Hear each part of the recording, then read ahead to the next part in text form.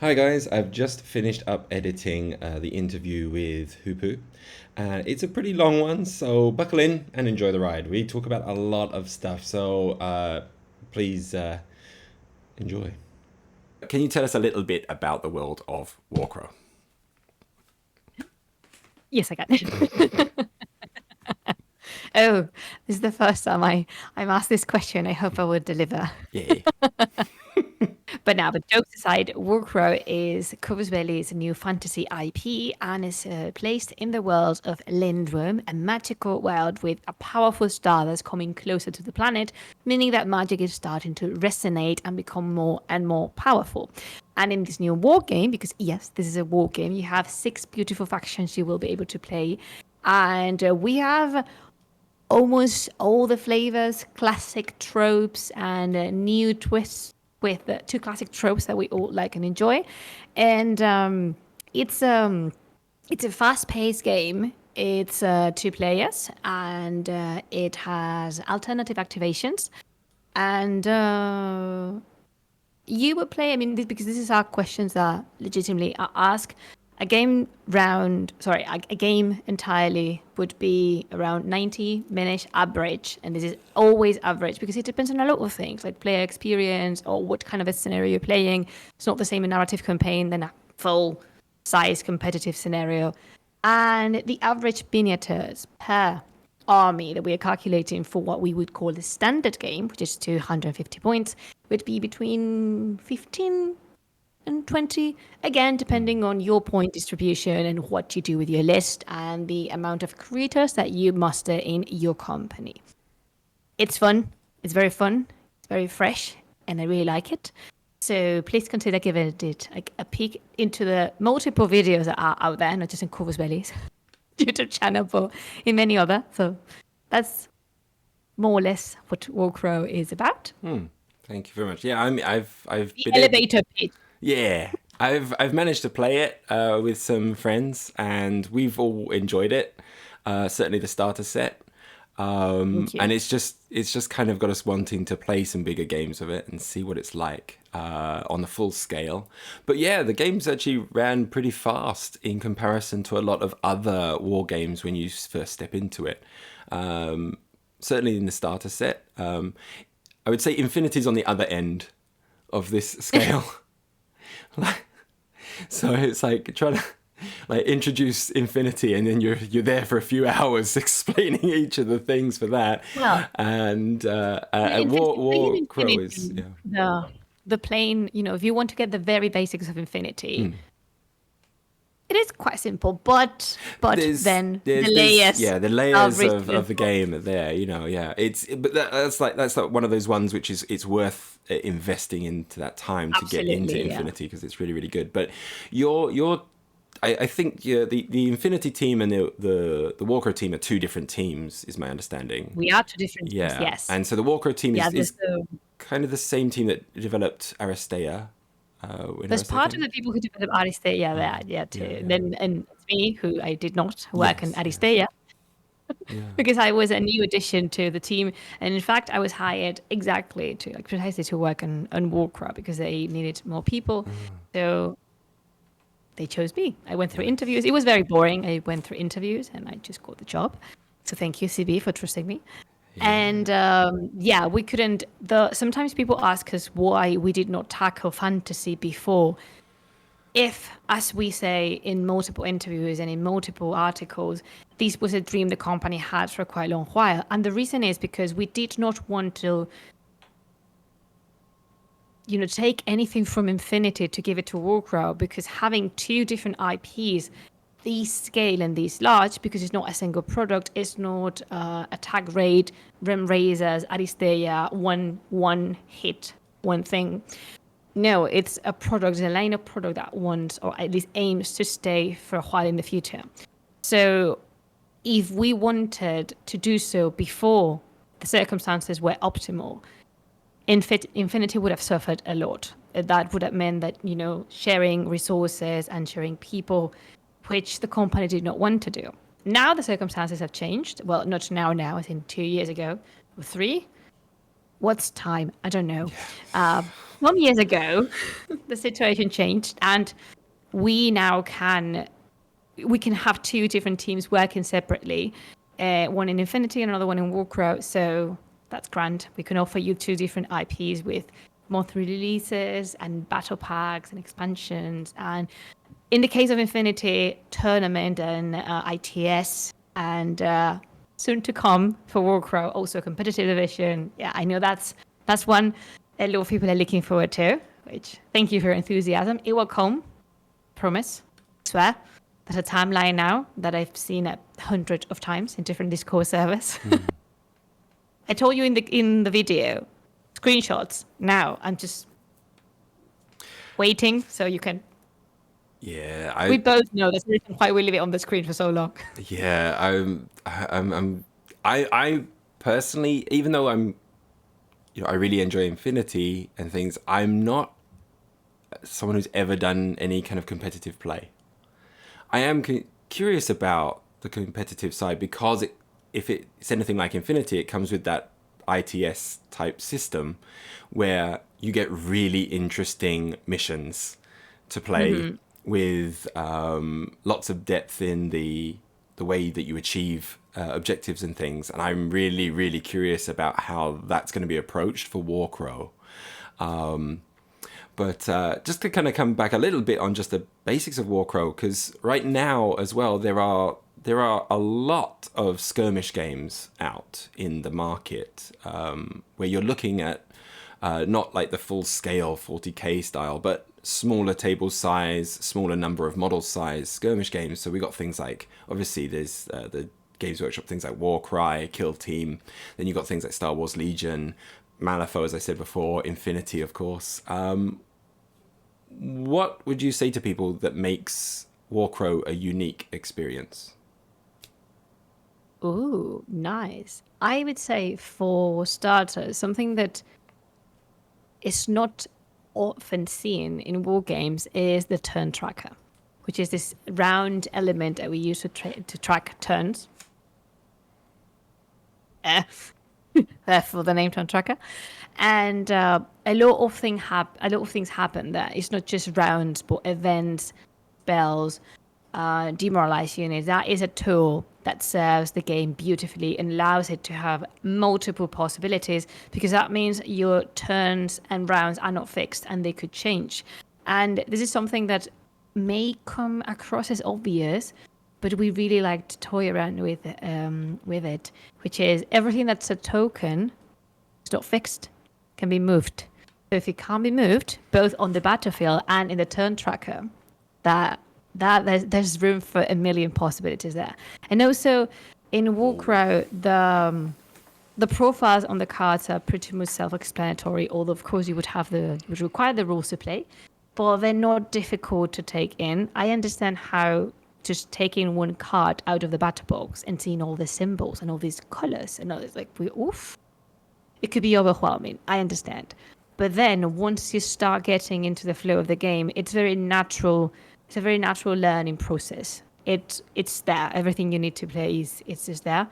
And for those of you who enjoy narrative as much as I do, it's a very narrative-oriented game. Not meaning that it's not focused on game mechanics, because of course mechanics need to work. The main thing for war game are its mechanics, and then you can paint on a layer of narrative with events, narrative campaigns, narrative scenarios, and I think that is something that helps Warcrow stand out. It's been, at least from the feedback we received, I know it's very early because it was only a few days ago the pre-order ended, but still there's a lot of people who already played the whole campaign. And no, it's just not that big, but that little campaign of 3 scenarios has received so much positive feedback. People have loved it. They really liked it because it's not a massive brick of text that you need to go through. No, it's very simple. It's like few, it's just like,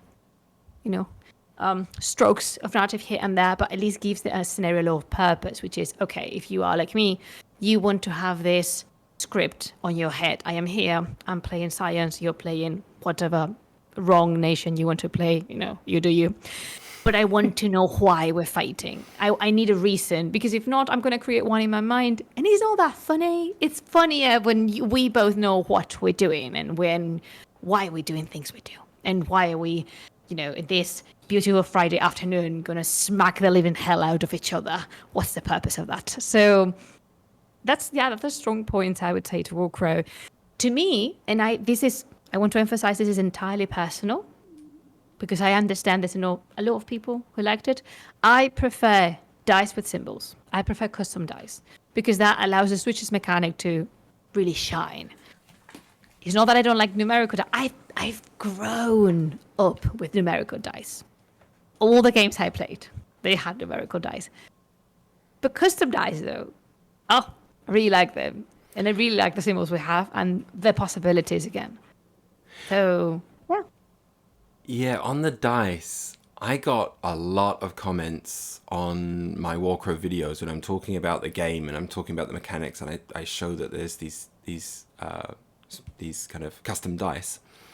And a lot of comments are, another game with proprietary dice. Oh, I can't be bothered. There's no meaning for it. Just use regular dice. And I've been trying to explain that, like, no, this is different. This is different, kind of thing. I've played games where you have dice where it really doesn't have any meaning, because it's just changing the number of numbers by having the symbols or something like that. No, this is very, very different, because this is coming from Aristeia. It was birthed in Aristeia, and Aristeia is my favorite board game, hands down, ever made. Thank you.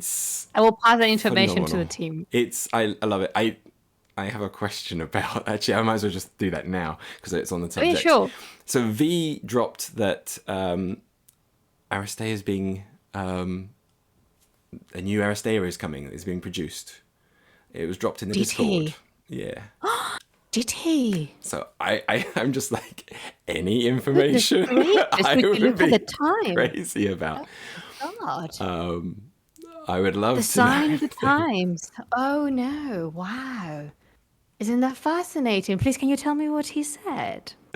Just said first time news. I didn't know about that. I can't tell if this sarcasm isn't it exciting? Is sarcasm of I already know this thing, or no, he's in trouble now. Kind of thing. Oh no, he's not in trouble.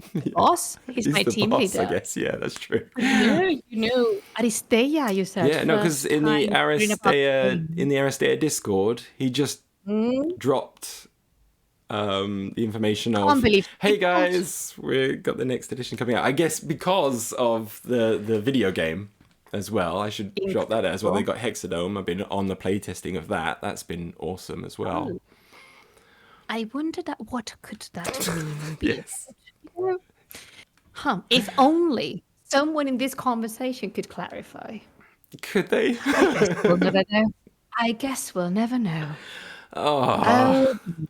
Well, I'm sure we will know, but in time when you decide that we need to know. I have no idea what you're talking about. I am just a bird. Right. Fair enough. I'm hopeful because now Aristeia, fantastic game. The miniatures when they came out in the plastics that we had, they were nice, but they weren't great. Yeah, the first ones especially, they weren't. The first ones especially, yeah. They kind of got a lot better as they went on. Well, by the end of the run, they were looking a lot better, for sure. The models were actually getting a bit bigger as well. You could tell, so that the details could perhaps come out a bit better. Yeah, the first Gata to the last Gata, there's a difference. Yeah. But I'm looking at this guy. Oh, look at that sad. Yeah, and going, oh, this is hard plastic. Isn't he gorgeous? Yeah. Isn't he gorgeous? And the sculpt is phenomenally well made. And I'm just like, how did you make that? And my hope is, and this is my hope to the Aristeia team, is make the Aristeia miniatures out of whatever you made this. Because this is great. If you have a new edition with miniatures that rock, I'm all over that. Can you repeat that? Yes. Please, so I can... Make it out the thing you made with with the exclusive miniature here, because this is awesome. I was shocked when I got that. So thank you very much for sending it to me. It was very, very kind of you guys. I was like, hey, a surprise miniature, that's really nice. Oh, I'm going to look forward to putting that together. And then I opened it and I was like, guess I'm just going to paint it then. So I was just like, what? Yeah, what chances? Yeah. So my hope is the miniatures are going to be as good as that. That's the key to success. Never let them know your next movement. Yeah. Never. Yeah. It's been surprising in a good way in many ways. So I'm really happy you like it. I really like Zad. Yeah. I mean, Islam. So Hak Islam is the faction that got me into Infinity. As it should. Yeah, I was really, really interested in Hak Islam, and I was really interested in Yu Qing.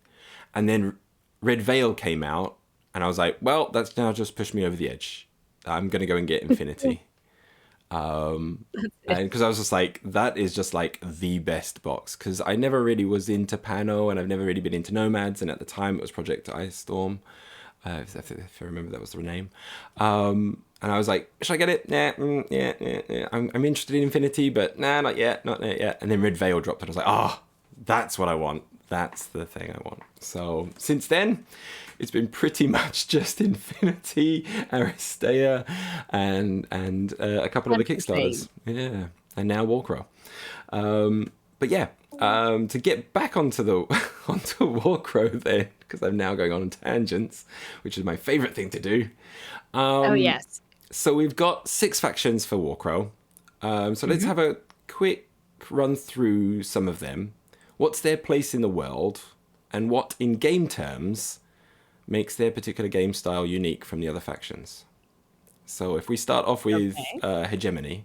So we've got the Hegemony of Embasig, which is from the starter set. You will excuse yourself. It is the very illustrious Hegemony of Embasig. Okay, the very illustrious Hegemony of Embasig. So, okay, thank you. I'm now going to have to do that every time I introduce them and frustrate everyone around me with it. Well, of course, they are very illustrious. And if you read the chapter on the book, it starts by saying, the very illustrious Hegemony of Embasig. I see. Because they are very illustrious. Yes. So the Hegemony of Embasig is the largest empire. It's a very varied and cosmopolitan empire. Society is very complex, so much so that they have the professional army, which is a Black Legion.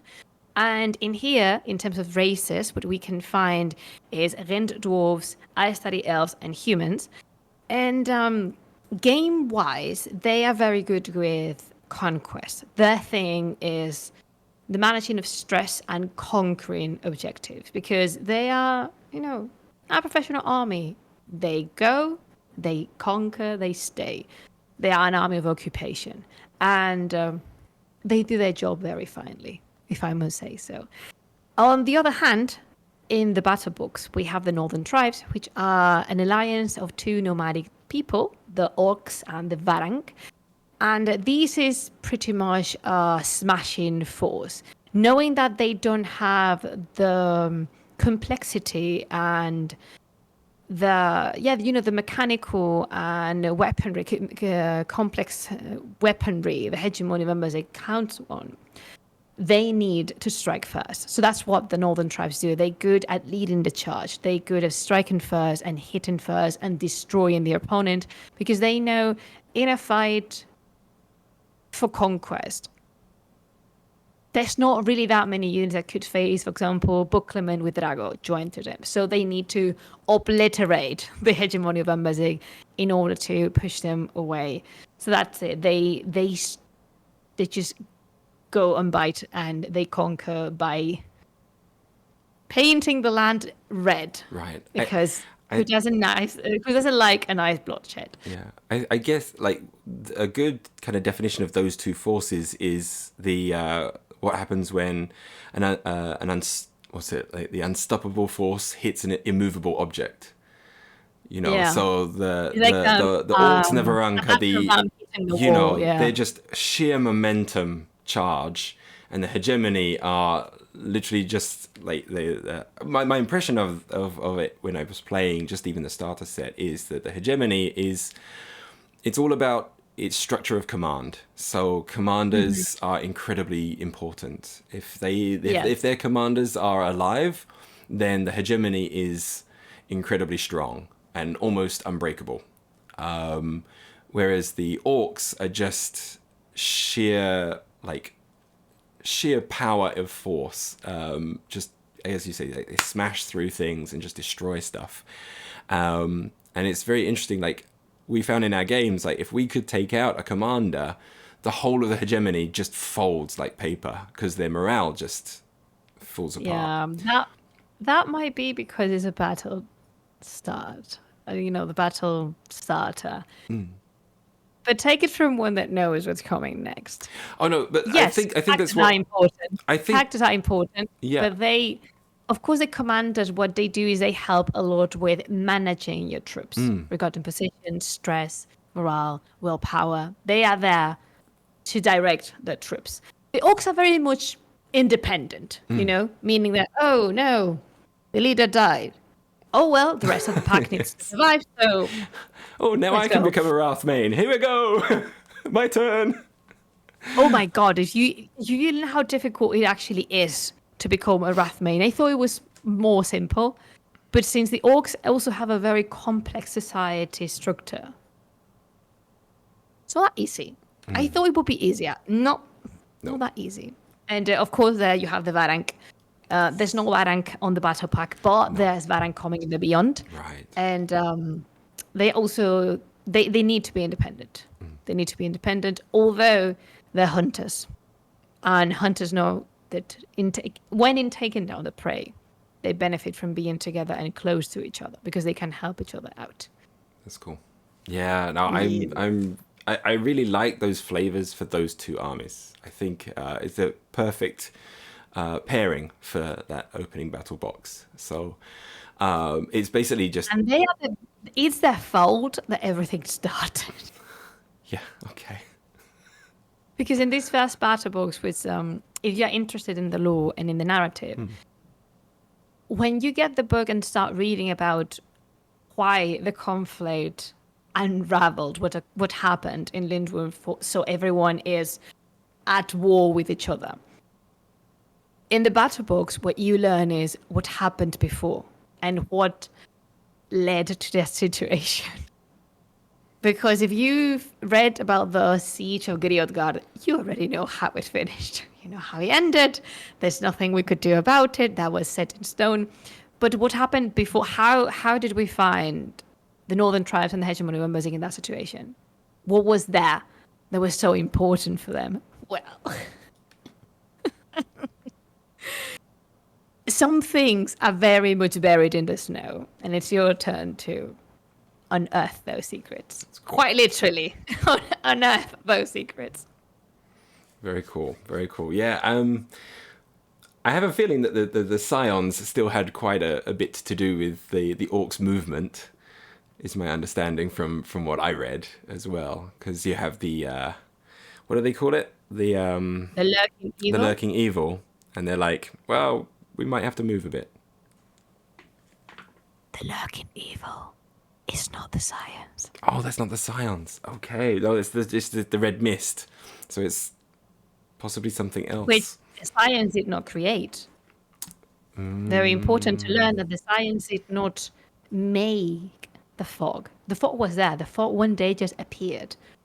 And whereas a lot of people were running away from it because it was strange and harmful and different, the Scions were like, oh, they thought it looked very interesting. And they saw the possibilities in becoming users of that fog and utilizing it as a tool.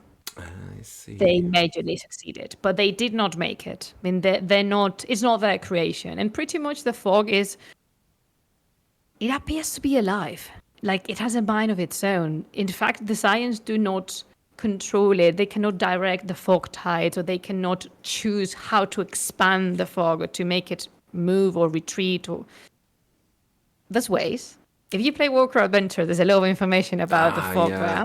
there. I think And my friend luckily but has yeah, actually ordered it, so we might end up playing it possibly, but we'll see. But yeah, okay. That might actually yeah, lead us you're quite making me nicely excited. on to actually talking about the scions a little bit. What are the scions? The Scions are spellcasters. They are the users of magic, although they're not the only ones who use magic, because Northern tribes also use magic, and Mount Haven is notoriously good at using magic. I mean, they're the dwarves, of course they are. Also, there's Feudum, whose sacred magic might be a wee different, because it's not that fireball, blast kind of thing. No, it's a different kind of magic, but not magic nonetheless. Whereas the Scions just take magic to another level. Magic is their motivation and their tool. Tinge, and the Tinge is their force, and they use it as another resource. And the Scions, pretty much they know that they are not as prepared as armies, for example, like the northern tribes, which are fierce and bloodthirsty. The Hegemony of Ambazig, which is coated in very good armors, same as Mount Haven, which basically, or a Karkum armors. Come on. Or do you have, we have Feudum with metal Chivalric all over the knight type place. style thing, yeah. Or the CNN, which are very much skirmishers and ambushers, and they hide a lot. So the Scions prepare themselves. That's the reason why they modify their bodies and gain benefit in being intimidating, managing the fog, and bringing new abilities that have to do with both magic and the structure of the family, because the progenitor is quite a central figure. Don't know if you know this, but Scions work in families. There's one progenitor at the top, and then under them, there is the rest of the family. And they take good care of their families, because this may come out as weird, I understand, but they love their families. They are the concept of found family at its finest. They created new societies because the rest of the world rejected them. So they're very extremely loyal to their progenitors. And the progenitors are just the best thing. And, these modifications allow them to do things that a priori a human could not do, or an elf could not do, because there's limitations. But when magic is your ally, there's no limitation. Very curious to find out how they are going to play in the game, because you mentioned that they make use of the Tinge as a resource. Definitely. So, yeah. Of course, if you receive Tinge and you're a human, he's not drama. Good. Yeah. Drama. But if you receive Tinge as a Scion, it's like, Interesting. Or if you're a spellcaster, like, ooh, nice. That's my curiosity. Where for the other factions, it becomes a hindrance. Does it become more of a benefit for the Scions? So, whether or not like Scions are a kind of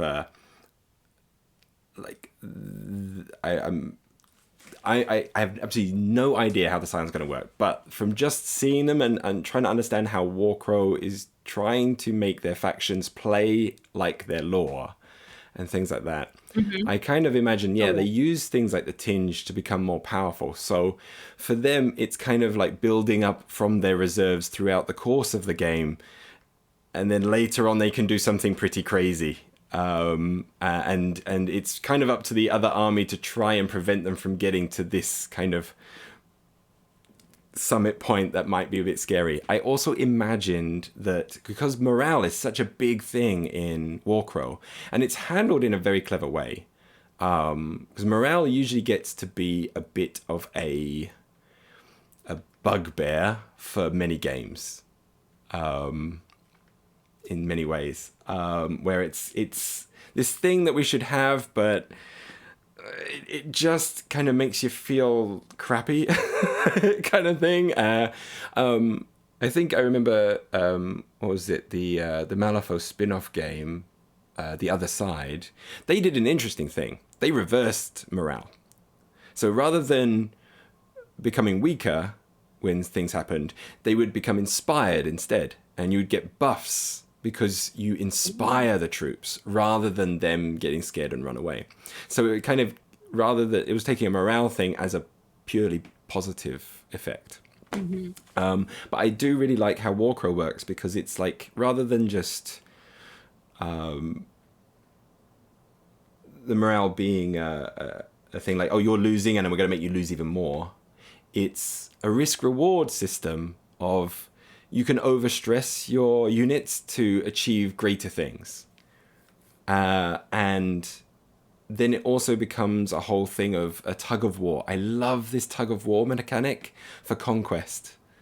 I think Yeah. it's really, really awesome. I think it's a very clever system. I've been really, really enjoying that. And that's for me has been the thing that's like, look at this system. This is good, because you feel the ebb and flow of the combat. And this is why I want to see big games. I want to find out what the big games feel like. But I've completely detracted from what I was saying about the Yeah, I mean, Scions. it's okay, but it's nice that you bring up the morale thing, because we also use it as a chill out mechanic. Why am I saying this? Because activations are the most precious resource in Warcrow. So sometimes when analyzing the profiles, one could look at Ice Bear, Drago, Alborg, other people, and say, wow, this is a very high morale. This is like 4, 3. If I wanted, I could only activate this unit and go full Rambo mode, which is, I mean, yeah, mechanically you can do that, but do you want to though? Because activating one single unit per turn means that you are kind of tossing it to the bin, all the rest of your army. And in a game in which position is so important, and conquering objectives is the way of getting victory points, it may not be that smart, because the other day this was commented upon Discord. They said, oh, I could just move my troops at the no one gets left behind step. Yes, but that's not an activation, meaning even if you end up within conquering distance, you won't get the point. That's what we found when we were playing the game. And this high morale is not just one activation, because then you are kind of assuming that nothing's going to happen to your character or to your unit that has, I don't know, a very elite unit that has 3 morale or so. And you're assuming that you're going to win all the combats, that your opponent is not going to charge at you. And within the ranks of your opponent, there's nobody that can touch them. Which I know that's not the case. I mean, there's a lot of people that can play with stress, who try to, engage in combat with you. You could lose a combat. You could stress voluntarily after activating to get a modifier, or maybe because you have a particular skill that requires you to gain some stress. And then you can activate a very powerful mechanic. So it's not that realistic. I understand that theoretically you would possibly, there's nothing preventing you from going full activation with one unit, but then you will be missing out a lot from the game, because you can kill everyone and still lose. Yeah. Has happened quite often.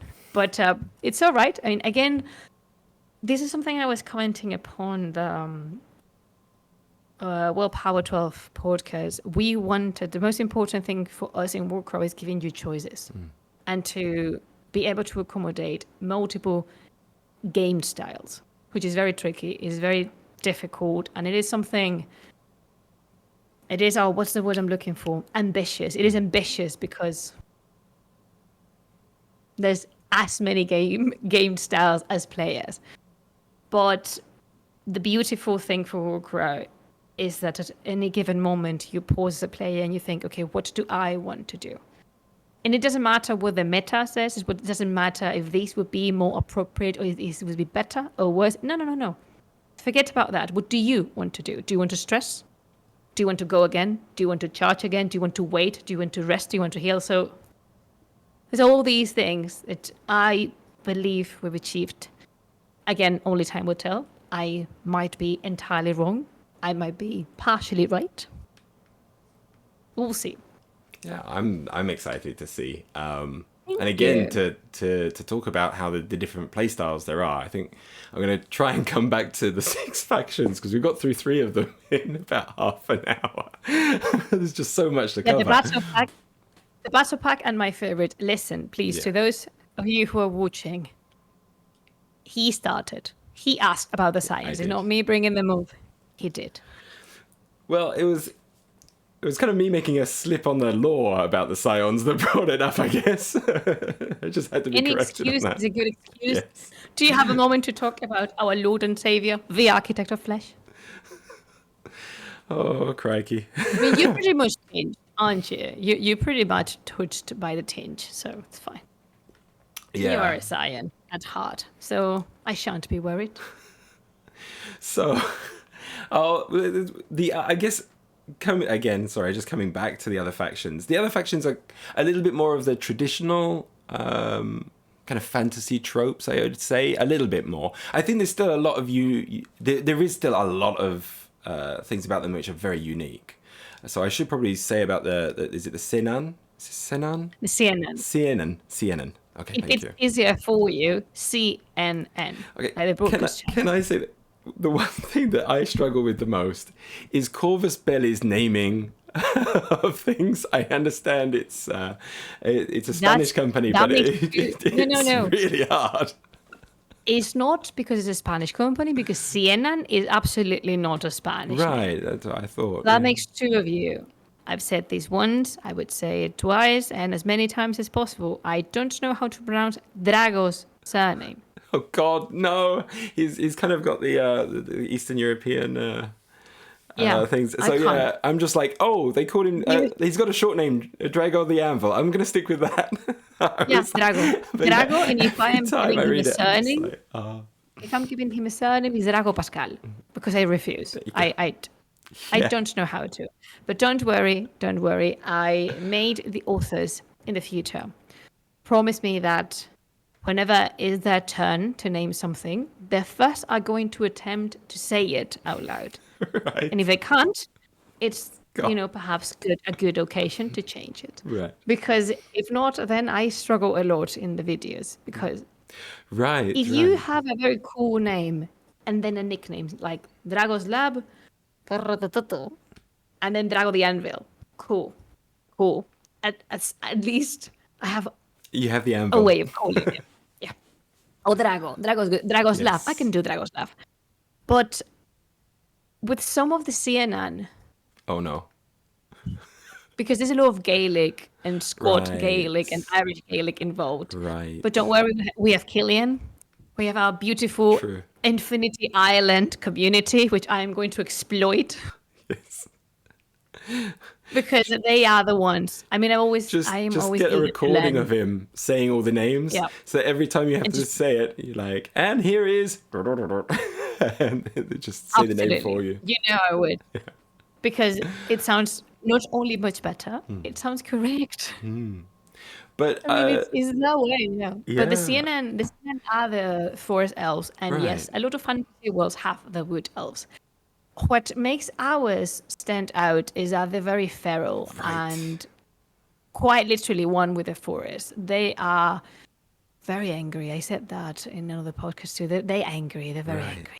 Right. And they have absolutely no problem with getting themselves dirty and camouflaging in the forest. Some of the units are merged quite literally with branches and trees, and they are the descendants, half of the descendants of the ancient Elven Empire, and they've had it with hiding in the woods. They are very much annoyed at everyone that's a neighbor, so they're going to exit the woods and hunt. Right. Because the best defense is a good attack. And CNN on the battlefield, they perform pretty much independently, as in they do not rely on the others being present that much. Of course, there's always a kind of synergy, but they need to be independent from each other. They are these guerrilla kind of style, moving very fast, shooting and then rolling away, like hitting and then being able to move away from the opponents, because they don't have armors as heavy as the Hegemony or Mount Haven or Theodome, and they're pretty much, all of them are martial in a way. There's no one, I don't think there's no one that's tranquil in the CNN society. Maybe I'm wrong, but they're very, and they're fierce. They're very relentless with some things. So Yeah. Yeah. It's a very cool, fast-paced gameplay style. That's cool. Very fun. Yeah, because when I actually first started actually looking at the CNN, it was I noticed that usually the fantasy trope of elves is this kind of, they have a bit of a nobility about them, but there's but there's usually like this underlying like nastiness somewhere there, whereas the CNN are just like, no, we're just letting it out. Like all of this hate, all of this anger, all of this stuff that, you know, the most fantasy elves kind of keep inside, these guys just release it, kind of thing. And you can see it in the faces on the sculpts and things. You actually like take a moment to look at the sculpts and you're like, oh God, he looks like he's ready to just tear your flesh out from you, you know. So they're pretty nasty guys. I like the idea. They love each other. They love each other. They don't love the rest of people. Right. To be completely fair, Ona and Darach would be exceptions because they are the only CNN you've seen so far and you know about so far. But always, when you have a hero, a protagonist of a story, they need to be different because they need to stand out. That's what makes them a hero.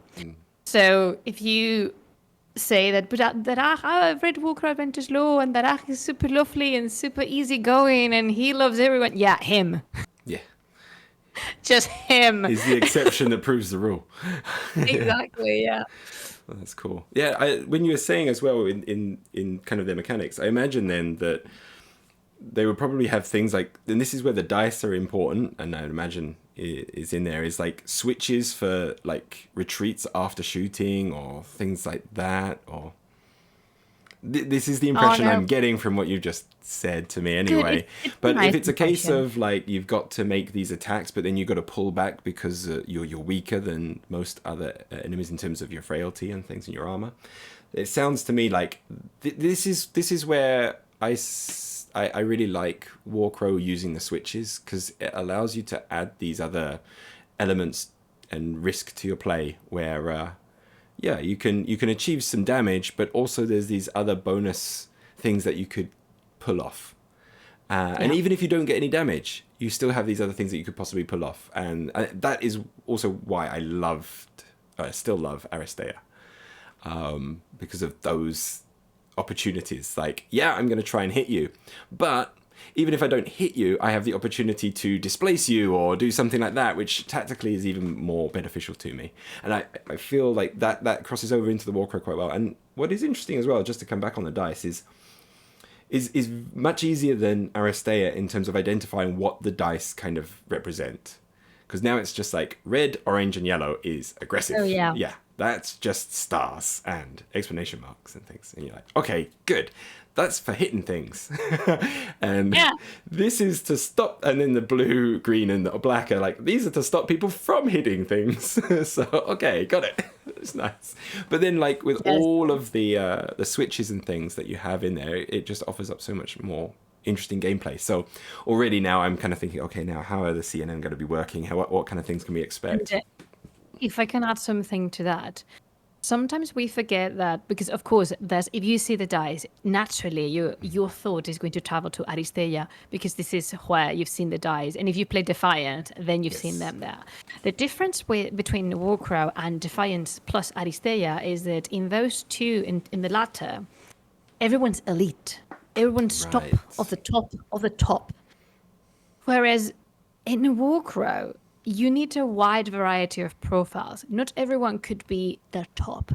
You need something in between, and you need low profile, easier to kill minion kind of stat things. And the reason why I'm saying this is we tend to judge the profiles based on how much they can hit.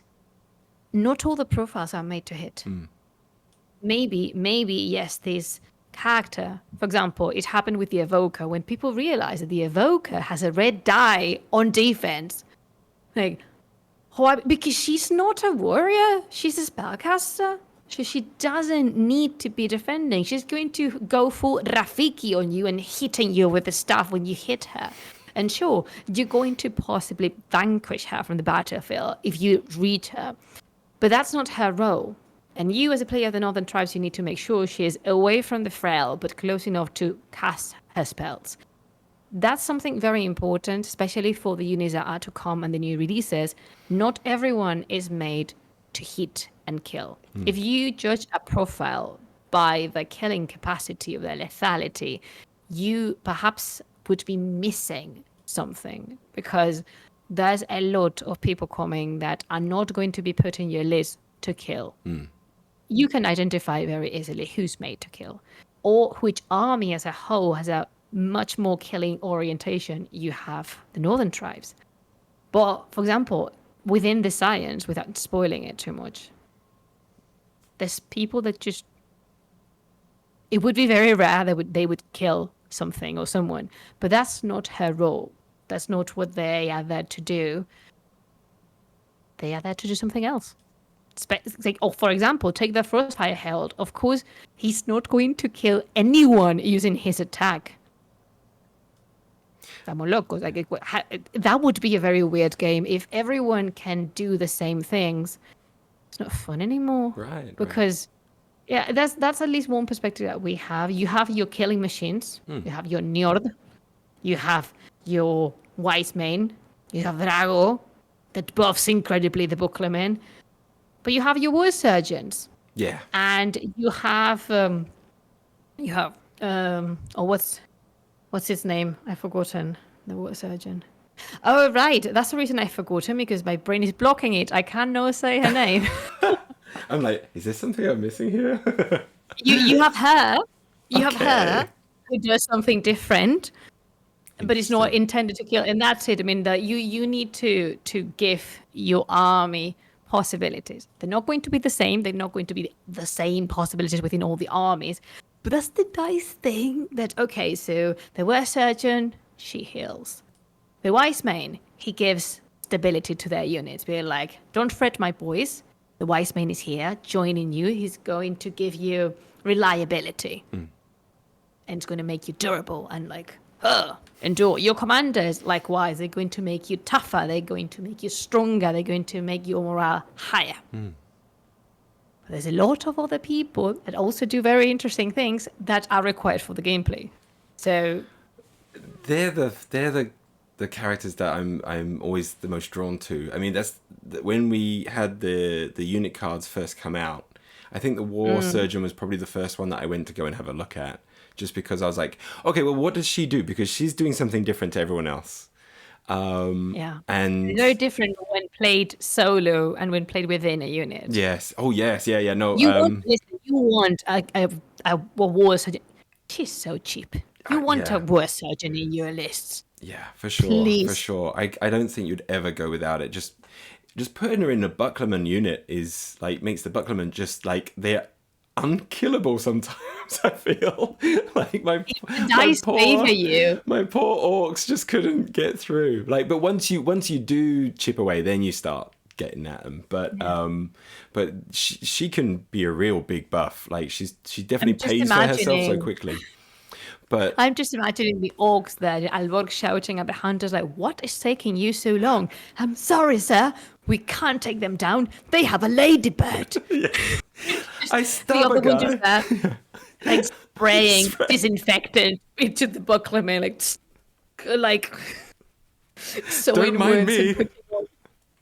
and putting on plasters. Yeah, Like, Like, just like stab, ow, plaster. Thank you. Carry on. Oh hey. Like, she's like. I oh love my the God, words. yeah, Her no, design is she's good. incredibly cool. Yeah. And I well, if you play the campaign, you know her by name. At least the battle box has the West Surgeon in the battle box has a name. So. okay, yeah. The joke I always make is because in Infinity, doctors tend to kill just as often as they heal. This is a doctor who actually heals, so it's For once. yeah. The Infinity Doctors. I am very unlucky on my rolls with the Infinity Doctors. I think I had the Worm for Combined Army. The Doctor is known as Dr. Worm lovingly. He just ran around just going, nope, can't do anything for you. Stab, Nope. stab. I'm like, ah. But yeah, the War Surgeon in Warcrow is absolutely phenomenal. I really like that model, and the sculpt is fantastic as well. A really, really cool model. I'm really happy you like it. Yeah, and I had a question in my mind about something, and it's gone, so I'm going to just ignore that and I'm carry really on. sorry. I talk a No, lot. I no, no. apologize. It's great. You probably answered it a while ago, and that's why I probably forgot it. So it's all right. So we still have this feudum. Yeah. So they're kind of like the chivalric kind of knights in shining Yeah, armor type of style. you're a Arthurian legend Yeah, inspired. yeah, yeah, France in the 12th, 13th century. yeah. And feudum, they are not, contrary to popular opinion, feudum is a monarchy. Feudum is not a theocracy. A word I just learned how to pronounce, thanks to my friend Kevri in the other podcast, because I had no idea how to pronounce theocracy. Now I do. There you go. Perfect. See? Keep learning. And feudum, they are a monarchy which are very well known because a very high percentage of the inhabitants follow the religion of the two goddesses, the two moon goddesses, which are Celas, the white moon, and Losna, the red moon. I'm going to post to your lovely followers here on YouTube the same question I did on the podcast. Are you a Celas person or are you a Losna person? Losna. Losna is a good one. And my beloved Silvia Pato, one of the authors that works with us writing the law, she's going to be so angry that I said that. Oh. Because she's very much a Celas person, but no, I am very much a Losna person. And feudum is incredibly supported by their faith, and that brings us in the battlefield to an army that buffs themselves much more than punishes the enemy. It's like, I'm not going to punish you that much. I'm going to reinforce myself, higher willpowers, difficulty on demoralizing because they have their faith. Their willpower is stronger because they just believe in what they're doing. And also, of course, knights on horses, knights on foot. I love knights on foot. If you've read the description in the book, it says that the knights, when these kind of knights on foot, when they dismount, is when people actually start running away because it's like, oh no, shit. Oh no. Oh no, he got off the horse. This is not good. He means business. I have a soft spot in my heart for the feudum foot knights. Nice. I really like them because I have a very particular narrative about them in my head. It's only me, but I can see exactly what kind of people they are. And they're the people, to me, that didn't enlist for faith. They didn't enlist for any kind of values or beliefs. They did it for the money. They're just like, okay, let's smash some skulls. And they have this heavy armor and this beautiful sword and this beautiful dress on. Like, Being so followed by that's only peasants covered in like dirt. Like, just so yeah, that's feudum. And of course there's also a very important element which is magic in these kind of buffs, and there's the priestesses who both assess the army and generate these aura around the feudals, being like, worry not, we're here. This chosen one narrative is very powerful with feudum. Practically everyone believes themselves to be the chosen ones. The dwarves certainly do. The Siennan do. The hegemony doesn't, but they're going to make themselves be the chosen ones by force. Like, we may not be chosen, but we're going to be the chosen ones. The followers of the architect, of course, like, oh, the architect chose us. They selected us to be, carrying his message. And then you have the northern tribes just like, listen, we just don't care. So this narrative of the chosen one really applies in feudum, but I want the rest of the people to know that basically everyone believes they are the chosen. They are it. The thing. They're like, So they're exclusively human, unlike the hegemony where there is a combination of races, right? So the feudum are a little bit more. Siennan are exclusively elves. Feudum are exclusively humans. Mount Haven is exclusively dwarves. Hegemony of Marseille has human, elves, and dwarves. And then the science Incorporate the other races into There's things. everything. There's everything among their flanks. Not so many dwarves, but, For now. But definitely humans, definitely elves, definitely creatures. They created themselves. Because, Yeah. of course, if you have the power and capacity to do so, won't you make yourself a puppy? I know I would. Like, obviously. I might not be happy with the results if it's like a scion puppy that might come out. I feel like all of its insides will be on the outside, and I'll be like, Well, why how would do you I say pet you? But Lola is adorable. Lola is basically a puppy. Okay. I mean, she is. And, or maybe the Mormab is very, very large to pet them. And I'm not sure. I was going to say which part do you feed? Like.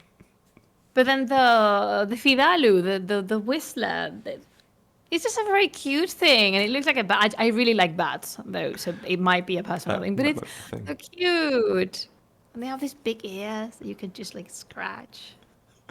You cannot give them belly rubs because the chest is completely open, but you can give them back rubs, and you can play with their legs. And Lola the same. You can play fetch with Lola. She can fetch a lot of things with her tail. Oh, I mean, it's like.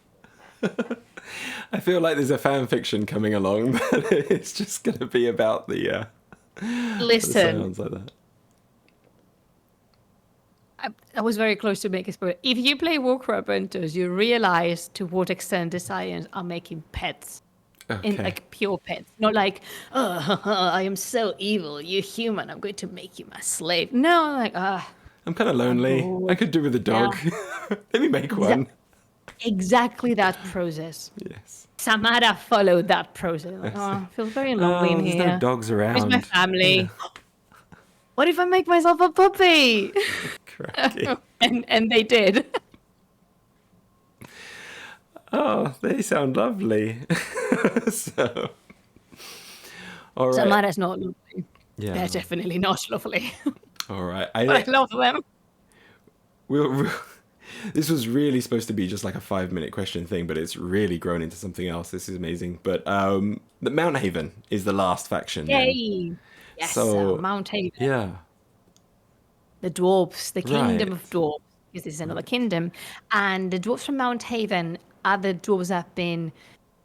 The dwarves in Glenbrook are a very, very ancient race. They're very, very aged, and no one knows exactly when they came into the world, but they've been here for a long while. And the reason I'm saying this is because they've been compiling and filing information and gathering everything in something they call the master plan. And the master plan is a set of instructions that indicates that now the time of the dwarves has arrived, so they're following thoroughly the plan in order to achieve greatness. So they're abandoning their mountains, they're getting outside, coated on the beautiful orichalcum folded armor. And they're dwarves, but I think we refined the concept of the dwarf in the sense of something. I love dwarves, but something I tend to not like is they're very greedy and they're not nice and they're very secluded. And basically, what they would do is just stay within their mountains, and because they're always a society that is declining. Always in every fantasy is like, oh, we used to be great, but now we are just vanishing with the passing of time. Bollocks with capital B. No, the time is now. So that's one of the reasons. Sorry, my fan is making things move over here, and I'm easily distracted. I'm going to put this away. It's just like I see a paper doing blah, blah, blah, and I am easily distracted. So the Mount Haven dwarves know that the time is now. Right. So they may not be that quick on the battlefield, but they are mountains. They're unmovable. It's like, here we are. And they use terrain. They can move through terrain very easily. I mean, they live inside and outside the mountain. So, oh no, is that a wall? Is that a forest? I can't deal with that. Oh, come on. Oh, come on. You live in Bruna. You can perfectly trespass a forest, a brick wall, and a whole mountain if you were willing to do so. And also, Mount Haven relays a lot on the support characters and the officers because they know of the plan. It's like, there's nothing, I fear nothing. There's a plan, and the plan says I'm going to be successful. So onwards to conquer we go. And the way they play also on the battlefield is that they benefit from being together, and they can assist each other quite easily if the units are within a distance. And it's a very fun army to play because, as expected, and this is not a spoiler, this is something they're not gonna go traversing long distances, at least not the average dwarf. But there might be surprises because, trust me, they know they have short legs. They have mirrors at home. They know their bodies.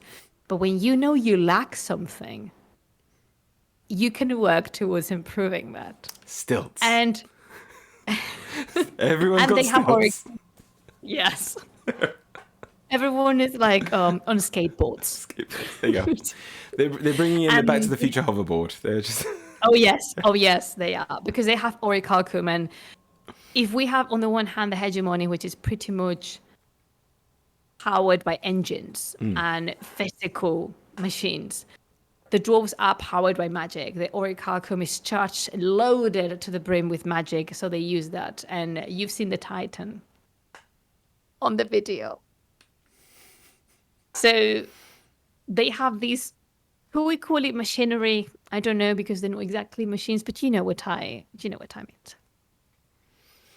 That's very And exciting. they're great, and they're fun, and they have Sokka, objectively the best character from Warcrow Adventures. So Right. also they're very good at spellcasting, because dwarves spellcasters So have to happen. what is the flavor of their spellcasting? Because my impression is that all of the factions are going to have a certain flavor with their spellcasting or certain powers and things. So obviously with you kind of talked about Feudum having a lot of kind of buff mechanics and things, and I imagine a lot of their magic is going to be involved around that kind of style as well.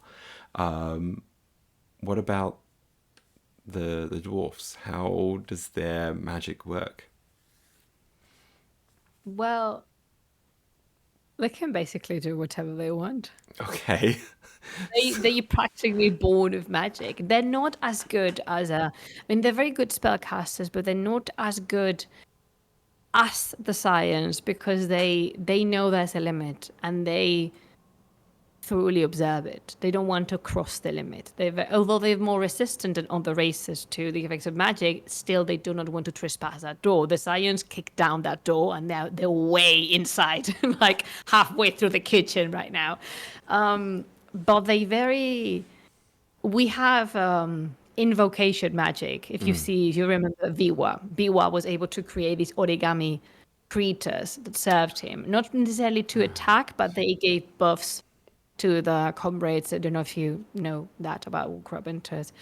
But I would say is a colorful, without spoiling it that much, because I don't want to say many things. It's colorful. The magic of the dwarves is varied, and it buffs, it debuffs, is aggressive. So yeah. Okay. It's pretty vague. So we'll see. I'm very much looking forward to seeing how each of these factions are going to play on the field. And I've kind of got ideas about how they're going to be. And I'm very curious to see if what I imagine is going to be what appears, or if I'm going to be surprised with some things. And I'm sure I'm going to be surprised. So that's going to be exciting. But yeah. I'm not laughing at you. I'm just laughing because I'm happy. Good. So I can actually move through some of my questions maybe now. So I got like so much on my page, and I've gone through 2 lines. So Yes. This is a big one for me. I mentioned it earlier, which is and we were talking about you are also you're a big you're on the development team of Warcrow, so that means you're most likely playtesting a lot of the ideas that you're doing. So have you played some 250 point games? Oh yeah, plenty. Okay, I really want to know what is it like playing 250 points compared to playing the starter set? It's very fun. Jesus. I mean, it is fun.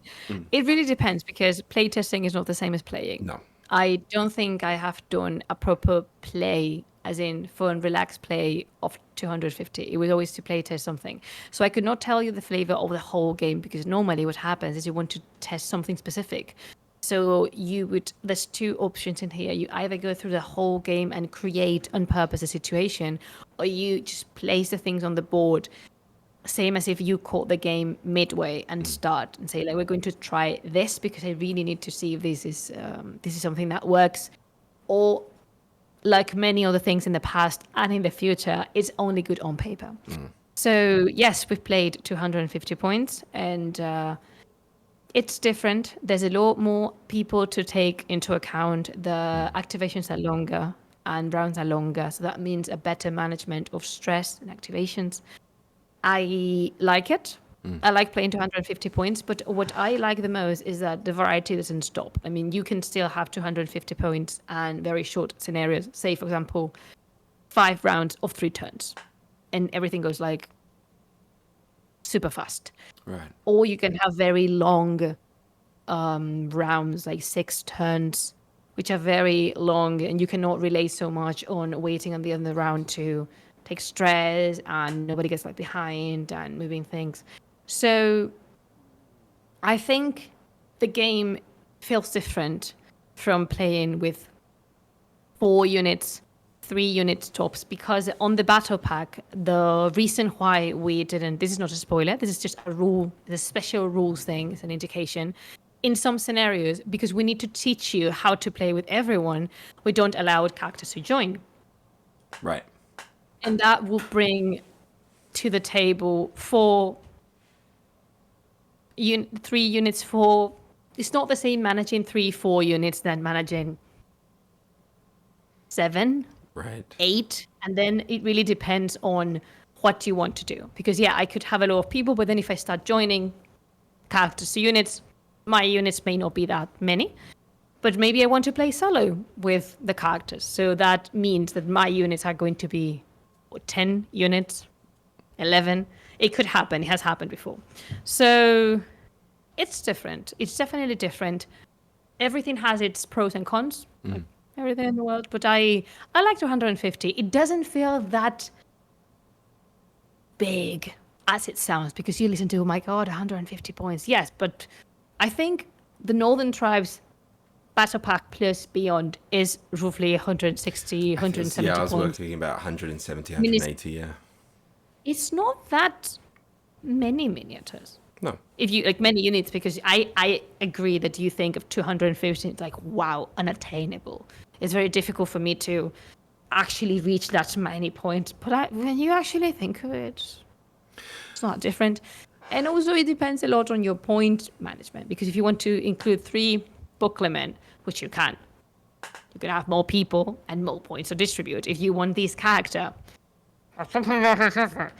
who is like 35, 40, 45, 50 points because they like the last Coke in the desert, you're going to have a lot less points to manage because you want that. You want them. It's like, oh, I need them in my army. Or if you want to play Ice Bear, for example, I think Ice Bear is 60 points, if I'm not mistaken. Pretty high. So you think, oh, 260, 150 points.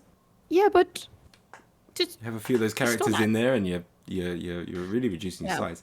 That just brings me to a point of, is there going to be rules on what you can bring? I guess maybe the mission might dictate some of those things in terms of, for example, could you like in a game, I'm curious as to whether you can do like an all character army if you want versus an all unit army. And if you want to. Yeah, I understand in terms of, I'm sure when it comes to competitive play, there's going to be more restrictions and things, but that was entirely my point. Yeah. You're at your house, you're at your club. Do whatever the Frank Sinatra you want to do. Yeah. Do you want to play only with characters? Please do, and send me pictures. Sure. Do you want to play only with units and only 4 troops units? Do, and send me a picture. It's have fun, because yes, when competitive comes in, there's going to be restrictions and rules. For example, maybe certain characters would not be playable. I'm thinking about Ice Bear because he doesn't have an equivalent in the Hegemony of Emberzig. But have fun. It's just, why not? Yeah. Why not? I'm thinking, okay, given the information I have about all the armies, how would a Scion list only with characters look? And I'm counting officers and support. So we will have... It will be a weird one. It will be fun. But a lot of synergies, for example, would not work. Yeah. I'd imagine so. There's ways of pulling that off, at least with the Scions. There's ways... What about Feudum? Feudum potentially would be funnier to play just with characters. Because... Ooh. Yeah, but again, a lot of things would be kind of lost because the idea is to, to buff your units. The whole yeah. It wouldn't just imagining a specific, I don't know, Selas priest, everyone that's below morale 2 now can have morale 2, and the rest of the characters are like, cool. Thanks. I am already. Thank you, though. Yeah. That's adorable, and we appreciate you. We see you, but so it will be. I think Feudum would be either Feudum and the Hegemony would be potentially the ones that are funnier to play with. Only officers and supports. Right. I can imagine the northern I'm really tribes. sorry. I need to tomorrow when I get to work. If I have 5-10 minutes to spare, I'm going to create a 250 list of just characters. Just see what happens. Yeah, the curious thing is, you might find there's some weird synergies that you didn't realize existed. And exactly. And I'm going to hand this to my friends authors to say, like, look, could you just... Because we will have Drago, War Surgeon, Wise Mane, Frostfire Herald, Evoker, Alborg, Niortelia. It's looking very promising. It'll be fun. To me, again, Feudum and the Hegemony of Emberzig would be like the funniest to play only with characters. Science would be very weird. Yes. Because I can imagine. Where's my pets? Oh, I feel so lonely without my pets. It's not just about the pets, but I told you about the families. They also be like, all right, come on, guys, forward. And then on the other corner of the scenario, there's, I don't know, another character which is super like, what? What? What? So it's, are you not a unit? No, I'm sorry. I mean, I am a unit, but I'm a support character. Oh, apologies. This was for, units that are no characters. All right, mate. Oh, and we need to play test that. when you are playtesting, because I imagine you don't have all the models yet to practice with. So what do you use? Bases. Yeah, that's what I was going to ask. Is it just bases, like with a face With stuck on stickers. or something with stickers and things? Yeah. Bases with stickers. If you know anyone, or if anyone in the comment section went to the 2023 Interplanetario, you played with Telia and the Pioneers, and you're on the skin changes with bases. You got the real testing experience. So yeah, bases Really? with faces.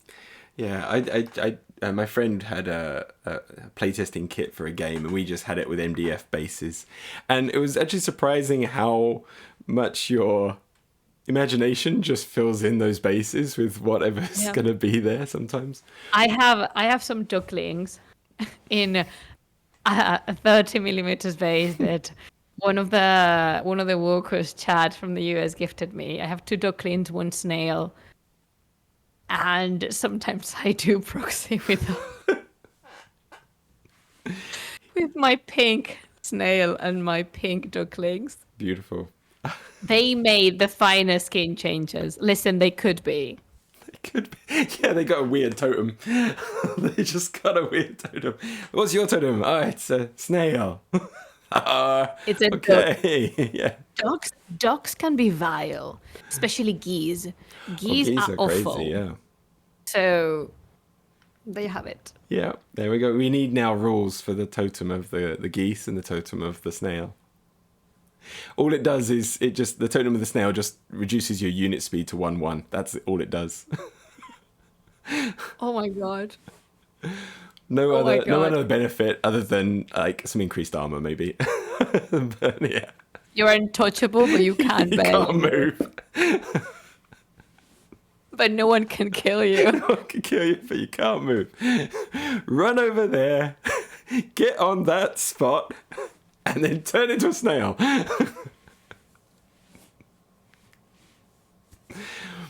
I feel it doesn't Oh my quite God, play into the style of the Varunk. But I do now. I do need the Varank. yes. Snail and Varank. Please. Yeah. I need to call Silvia. Yeah, oh, that would be fun. But yeah, okay. What was it? There was something else I had. Right, as Zombie Sashimi is thinking, now that you, audience, you and I are alone, please post on the comments, what do you prefer, an emoji of a snail or an emoji of a dog? And I'm going to personally count everything. Go now. Do it, please. Yeah. So through the playtesting, my voice went a bit funny there. Through the playtesting, have any factions come out particularly strong or weak? And how have you managed to try and balance some of those? Or have you had any kind of interesting mechanics or like within the studio, any kind of little metas that have built or anything like that? Yes to all the questions. Because the tricky thing and the humbling thing about the process of developing is that everything looks good on paper. Yeah. Everything, because you create the situations in your mind, and these ideal situations, of course, would make your unit shine. But then you bring it to the battlefield, and perhaps a particular army is impossible to kill, which is not fun. Or maybe there's another army, it's just... It doesn't do... It's not bad, but it doesn't have any flavor. It's like, they're all right, but they don't shine. They don't have any particular... I'm sorry, I cannot be precise about anything here. No, I of can't give course. you any examples. But that's happened a lot. That's basically the playtesting. And about the meta, it would generate a tendency. And if you see that when we are reading the reports, you can see how people are tending to use certain units. It has happened not so often, because gameplay is very varied, but with special units that are there, especially support characters that are there to play a specific role, meaning I need to be this for my army. Naturally, there's a meta developing within the playtesting group, because then they chat with each other and they ask, oh, how do you use this unit? Oh, I did this. Oh, so did I. And then this happened. So maybe in here, like I was saying on other interviews, more often than not in the development process, everything comes down to choice. And there's no right or wrong. It's just a matter of choice. For example, with this meta, as in, oh, this is what a high percentage of testers are doing with this character. Do I want that? Don't I want that? Because if I do, it won't be wrong. As in, they're not doing anything wrong. They're playing this character as intended. It's supposed to be, yeah. So it's good. It's not meta. It's what the character is supposed to do. Or maybe you want to change it because they found another way of playing the character, and that is not what you want the character to do because other reasons. So there's a lot of work there, and there's a lot of choice. And to me, that's the hardest, making choices, because some people would ask you, why doesn't this army look like this? Why this profile doesn't do that? And quite often, not always, because of course there's room to things we haven't tried, but there's a potential occasion in which to try that, but we chose to drop it because we wanted to favor something. Right. And that's to me the hardest, because when you choose, you are renouncing to possibilities, and that sometimes is very hard because you want everything, but you can't have everything in your game. That is unattainable. It is impossible to sustain. So you choose, and then of course, then people will ask you, oh, have you tried these? Have you play tested these? I was thinking for this unit, and then you smile very tenderly and say, yeah, so did we. Yeah.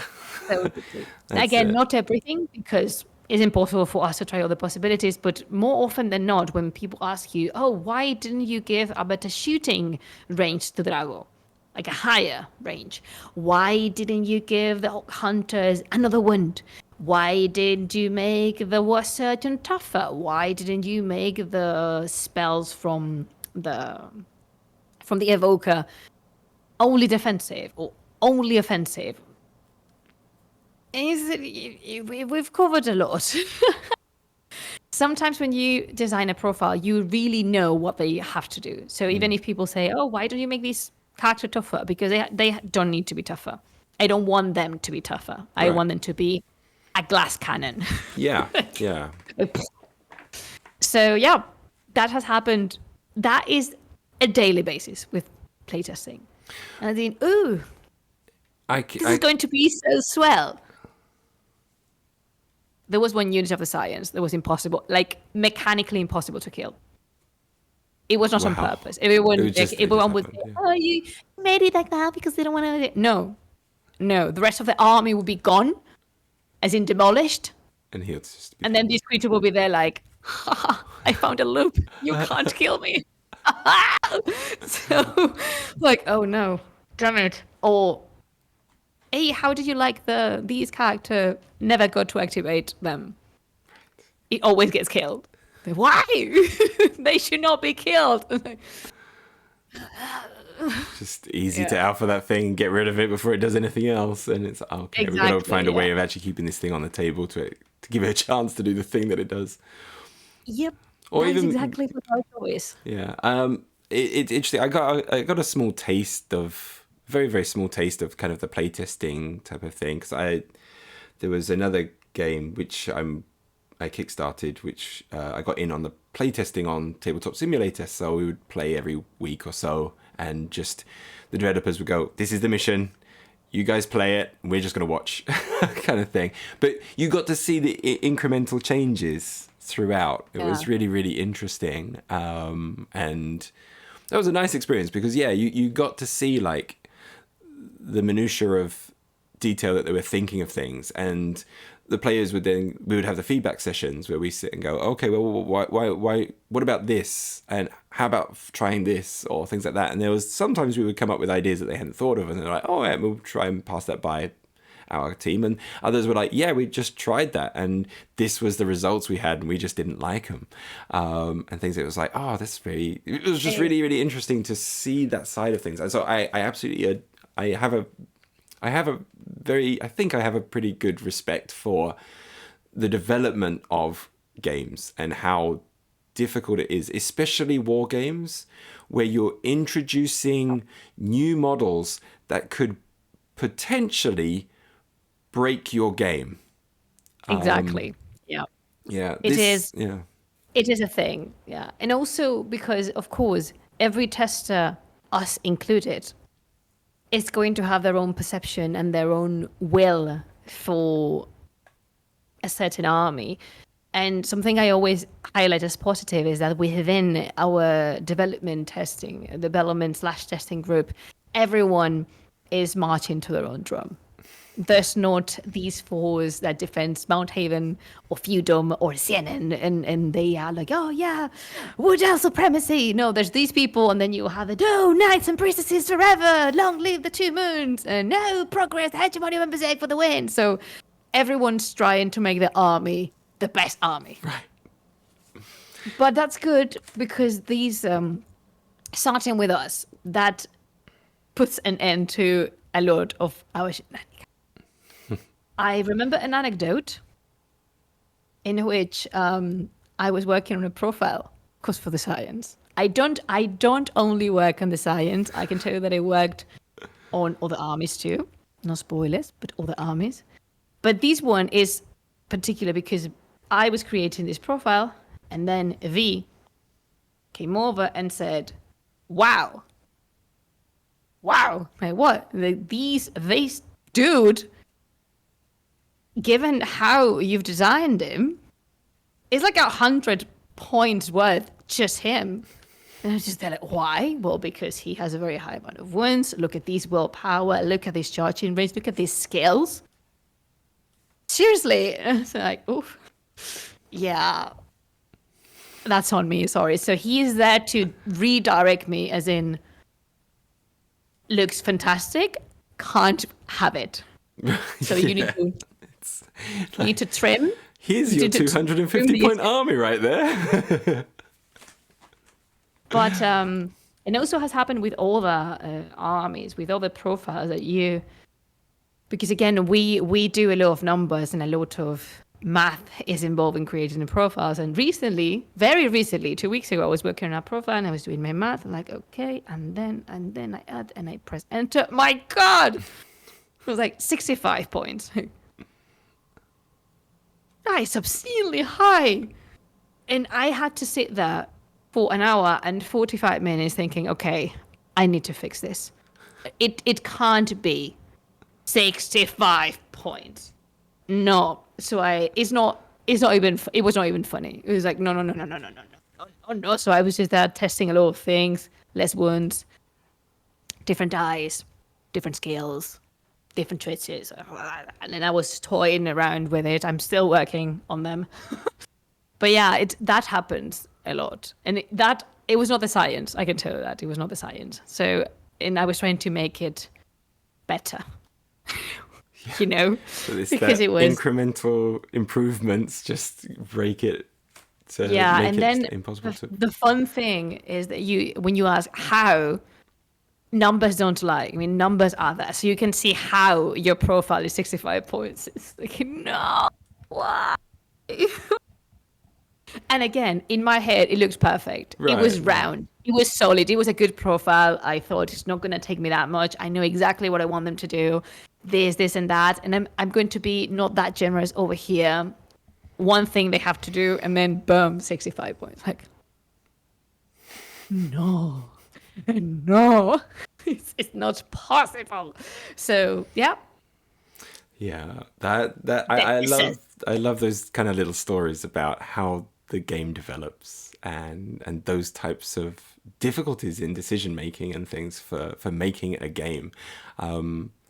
I had a go. You would be surprised to how many times we found that is like, oh, so it turns out, for example, you would get a report, it's like, wow, it turns out that these, and this game had these character doing this.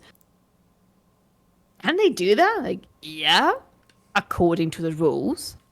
And then we pause and we look at each other like, do we want them to be able to do that? So sometimes it's not a matter of right or wrong, that this is wrong. No, it's okay, this is possible with these profiles working together. Do we want to endorse this kind of behavior? Do we not? And so then we sit and debate and sometimes reach to conclusions. Sometimes we do not reach to conclusions. And sometimes just testers surprise you. I fully believe that. Testers are the best way to figure out. Some players would be like, this is the worst, it's expensive, doesn't do shite, it's boring to play, awful, would never include it in my list again. Next report. Oh my God, I love them. Incredible, showstopper, so versatile, did amazing things on my gameplay. 100% will include it always on my list. So oh, that's not helping me make a decision on this model. Okay, so average. So how is this profile? Average. They some love it, some hate it. Average. Yeah, and I think it's interesting when you discover perhaps like a player finds a way to use a model in a way that you just didn't expect, and you can pull off some amazing things with them. I think that's really, really, really cool. It's a funny part, like reading the reports at me, like how? Like, well, because I thought, and as far as I'm aware, this is allowed, right? And they explain it to you, rules in hand, like. And you listen to them and realize they're absolutely right. Yeah. I actually kind of experienced it playing the second and third scenario of the Warcrow starter set. it's something I just didn't really think of, because Drago has this ability to give a unit +2 conquest, right? Mm-hmm. And so a lot of those scenarios require you to hold an objective marker to then interact with it to get the things you need. And so the Frostfire Herald would run up and I'd be like, no problem, I've got this. My guy's on this marker. I'm owning it right now. And then Drago's like, you have 2 conquests now. And I'm like, you... So... Hold on a minute. You're just denying me this thing right now with this Frostfire Herald. The Frostfire Herald must die. Why would you give that? That's the question. Why would you give +2 conquest to the Frostfire Herald? Why not? It's like, oh, God damn it. You just Why not? completely destroyed all my plans with that. And Hegemony just ran away with the campaign at the end of that. It was nuts. So yeah, They truly lose for their own good. Yeah, my poor northern tribes were not having a good day in that third scenario, even though we had the key. But yeah, but it's fun because as you said earlier as well, just kind of to talk about the narrative play of Warcrow, they do tell a story as you're playing. And we had so much fun when I was doing a demo game for a couple of friends as well. And we had Albork Ninja behind enemy lines. Like, he just snuck behind, like, the first scenario, so there's not too many models or anything like that. And we were joking about, oh, it'd be funny if you could get, like, Albork behind the enemy line and things like that, and that'd be kind of fun. And it actually just naturally happened, and we're like, wait, did Albork just ninja his way behind enemy lines to engage the War Surgeon? And then just turn the War Surgeon into red mist? Literally, the roll killed her about 5 times over. Oh, no. And it was like, okay, yeah, she just... he just flicked her and she just exploded. I mean, fair. And she probably died out of a fright. It was not even needed to roll the dice or anything. It was like... Right. And then in the very next scenario, Albork does a full charge towards the Frostfire Herald, who's trying to go for the halfling, not the halfling, the half elf character that's in the second scenario, and you're fully expecting Albork to just completely destroy this Frostfire Herald, but before he can reach, the Frostfire Herald just does a full-on fire blast into Albork, reduces him down to 1 wound. The player just goes, yeah, that's not going how I planned. So I just ran behind a wall just to kind of pat off all the hairs that were on fire and things. Yeah. The mane on fire. Yeah, and it was just really fun to just kind of see these kind of stories naturally occur. So it was kind of, it gives you a canvas for your battles. And people would come around and see us playing as well. And they're like, oh, how's it going with your game? And we're like, oh yeah, I just got this urn that's like full of wind and things like this. And then they're like, oh, cool. I have a glass. We were excited. I have a broken glass that's full of wind. Yeah. But they're like, oh, cool. Is that a good thing? I'm like, yeah, it's really, really good. Yeah. So it was a lot of fun. I'm gonna crack on with some questions because otherwise I'm gonna be here forever. No, just go ahead. I have my time saved for you. Thank you so much. Thank you so much. So obviously Infinity has an online app for building armies, and we know that Warcrow's one is in development for when it does eventually come. Now also, one of the things is that we have the cards for the units. So we actually have unit cards in Warcrow, and it's these lovely printed cards and things. Now in Infinity, as the game progresses and how things change, they always like update profiles. Sometimes things get slightly changed or adapted to, make the game as balanced as they can make it, and still give the flavor of those characters and models. Is that going to happen with Warcrow? And if so, what happens with the cards? Is it going to be printouts, or are we going to be able to get updated versions of the cards or anything like that, if anything does get changed in the future? I know for a fact that all profiles are going to be contained within the app. That's number one. Number two, that if we update any cards, that is potentially something that would happen, either because there's a typo or because something needs to be nerfed or boosted. Of course, we need to update them. I do know that those updated cards would be on the army, because we want people to look at the army and know for a fact that everything contained within that app will be up to date. That is super important to us. Regarding the printable, I don't know myself particularly. Maybe because I don't have all the information about the army app, because every day something changes because it's being developed. So I will ask around if we have intention of having these printable capacities within the app. I don't have an answer. I couldn't tell you yes or no. I'm thinking if Infinity has it, then why not? Potentially, perhaps. But I don't know about the printing. What I know is that once the app is released, yes, all the profiles are going to be within the app. Everything that we've released. This is something that I was asked before too, and let me just say it once more. You won't have the profiles before the models hit retail. Right. Super important. We're not going to do that. At least that's the official plan. If something changes along the way, then these words would serve no purpose. But as for today, we are not planning on releasing the digital profiles before the models are available to purchase. Okay, then. Interesting. So is there a plan then on the app? Because if you can have like the full unit card on the app and things, is it going to be able to track things like morale, stress, things like that? I don't know, but and this is my personal answer. I don't think so, because you're not playing in your phone. The app is going to be a reference guide, not the game. To me, if the app managed everything, it would become sort of a It's a phone distraction game. type And thing, you yeah. you need to, actually boop, boop, boop, boop, like, oh, I hit this and that.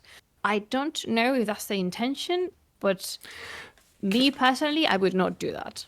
One thing I would like then with the app, if I was to make a suggestion, is Sure. so with the narrative campaign, Yeah. which I really, really enjoyed, there are those bits where there's like triggers during the missions. And you have to kind of look up the book, and you look up the reference, and you have to go look up the reference. And it did create a bit of a block in the flow of the play sometimes. Okay. A little bit, because there's kind of like a whole bunch of these blocks, and I'm going to kind of, okay, Yeah. which one do I go to? This one. And Yeah. to be fair, there were a couple of mistakes as to which place to look. So, but it was very easy to figure out once you figured it out, kind of thing. It was only a small thing, but Things happen. it still was a roadblock to the flow of the game. So, because it's basically like a flowchart of things, I feel like an app that just shows you the campaign, it gives you the text that is relevant right now. And then when you then complete whatever objective that forwards the mission, you kind of press that thing, and then it just tells you what that next bit is. So it keeps you focused on the thing that you're supposed to be focused on for that part of the mission. Because it felt like with the flow of everything, there's a flow chart basically of like, if this, if that kind of thing goes down to this, down to this, down to that. And so on the page, it's sometimes a little bit like, okay, I've got to jump around and things. An app on a phone or something like that would allow you to just skip the searching, because it's just, here's the information for what you need right now. And okay, we jump in. That would definitely be a different app. Yeah, that might be a that's different not thing. an army management app. So No. I can pass a suggestion to the team and see what they believe. Yeah, I was just curious, because I was like, that was one thing going through the scenarios that was a little bit of a roadblock, which is that thing that kind of pulls you out a little bit. It was wonderful in terms of the narrative style and things, and there's lots of lovely, fluffy lore and stuff built into it. But sometimes just the referencing, that I found that a little bit jarring. That was the only thing. But yeah. I'll make a note, and I will pass the info to the team. Thank you very much. I think You're welcome. just on that note, sorry. Sound like That's I'm complaining. okay. Yeah. I would just say, I don't want to give anything away about the third scenario, but the third scenario kind of hinges on a model that could be easily killed for it to actually have anything happen. So I played a game where I just killed that model straight away, and it just turned into a land grab, which was such an anticlimactic kind of end to that scenario. So I understand. in terms, I know you got in that particular scenario, it's very, very limited because you've only got so many models.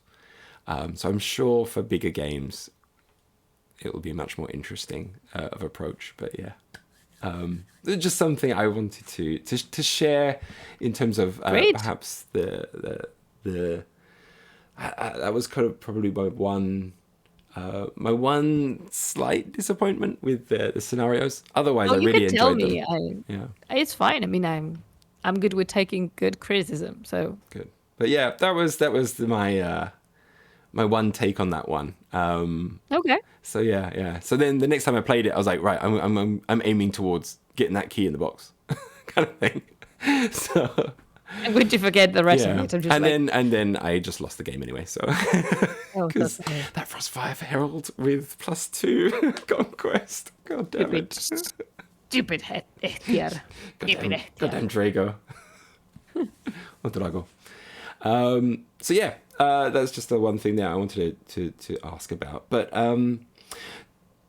obviously, Corvus Belli are probably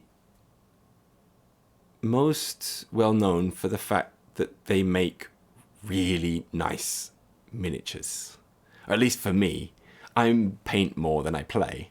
So the reason I stay in collecting kind of Corvus Belli stuff is because the miniatures are, in my opinion, some of the best on the market in terms of the quality of them and their design and style and joy and just fun to paint as well. I think everyone's going to have a slightly different opinion on what their aesthetic of what they like and things, but for me, I really, really love them, and I don't get bored painting them, and hence I've been painting them now for maybe 7 years, I guess, and just enjoying it all the time. So I have a couple of questions about miniatures. Go ahead. Yeah. Do you have any particular favorite sculpts from Warcrow? Yes. Which ones? Are they ones you can talk about? Okay, so from the ones that you can talk about, which ones do you like? The Wise Mane is my battle box favorite. I love the Wise Mane. I love everything about him, the lore, the sculpt, the way it turned out to be exactly what the creators imagined him to be. I really like it. Then the Anointed from Warcrow Adventures, because it is precisely what my head imagined to the Anointed to be. This flesh out, shield inserted in bone and sinew creature. The fact that I really like horror by misplacement, which is this idea of putting things where they should not be. So it's not straightforwardly terrifying, but it's just unsettling, as in, like, what is it about this model that's making me nervous? And the Anointed don't have eyes. At least they don't. You cannot see their eyes. They have this kind of a hood, very much like the Birds of Prey have on them. There's a hood that you put on the heads of the birds of prey to make them ease and calm when they're nervous. I really like the Anointed. And also, I don't know, please understand that I don't want to make you a walking stereotype, but you live in Japan. Do you like anime? I don't really watch anime, actually. Okay, so do you perhaps know an anime called Bleach? Yes, I'm aware of Bleach, yeah. Okay, so there's one of my favorite characters within Bleach. He has a sword that is exactly the sword that the Anointed wield. Okay. In the manga, it's called Zabimaru, and Zabimaru is this kind of a snake-bite sword that can twist and elongate and shorten. So made of flesh, bone, and sinew, the Anointed have their version of Zabimaru. And as a person who loves anime and manga, and particularly that character from Bleach, I love looking at that model and seeing Zabimaru. Cool. Because it was something I proposed for the Anointed to have. And the Anointed is something else to me. It's incredibly beautiful and is exactly where I imagined them to be. And then the puppeteer. I really like the puppeteer. That's a pretty And cool the way model, the sculpt turned out, how she's floating, how she's elegant and, again, slim, elongated limbs and just unsettling, but so elegant. Because to me, that is, if I had to put an example of what a Zion of Yaldabaoth is, it won't be any monster. It would be the puppeteer, like this. Unsettling, elegant, weird, obscure, yet refined. And I love the puppeteer. Cool. Definitely. And yeah. Do you have favorite models? It was hard to tell when I got the pack, the actual starter set. That's when I can really appreciate a model because I have it in my hand, and I can put them together. Had a few problems sometimes putting them together, but once they were together, they were wonderful. The orcs just really grew on me. Like, They're fantastic. the poses that you've gone for in the design just tell a lot. And you mentioned the wise mane, because I mentioned the wise mane in my video when I went through it. And it's interesting. He's an interesting model because of how different his atmosphere is to the other orcs. So where the other orcs are kind of, they're just like, I want to get into the action. I want to just destroy. I want to show my enthusiasm for battle. The wise mane just has this kind of experienced menace. He's just walking yeah towards you. He's Yeah. just walking. And He doesn't need to run. He doesn't need to roar like Alborg is roaring. Right. Yeah. And so all of the orcs really, I think, kind of gave their character through the sculpts. And by far, I enjoyed painting the orcs more. I really enjoyed painting Hegemony. They were fun. I was trying to do something new with them, so that was kind of a bit frustrating for me to not quite get it right as I imagined it. But the orcs were incredible fun to paint.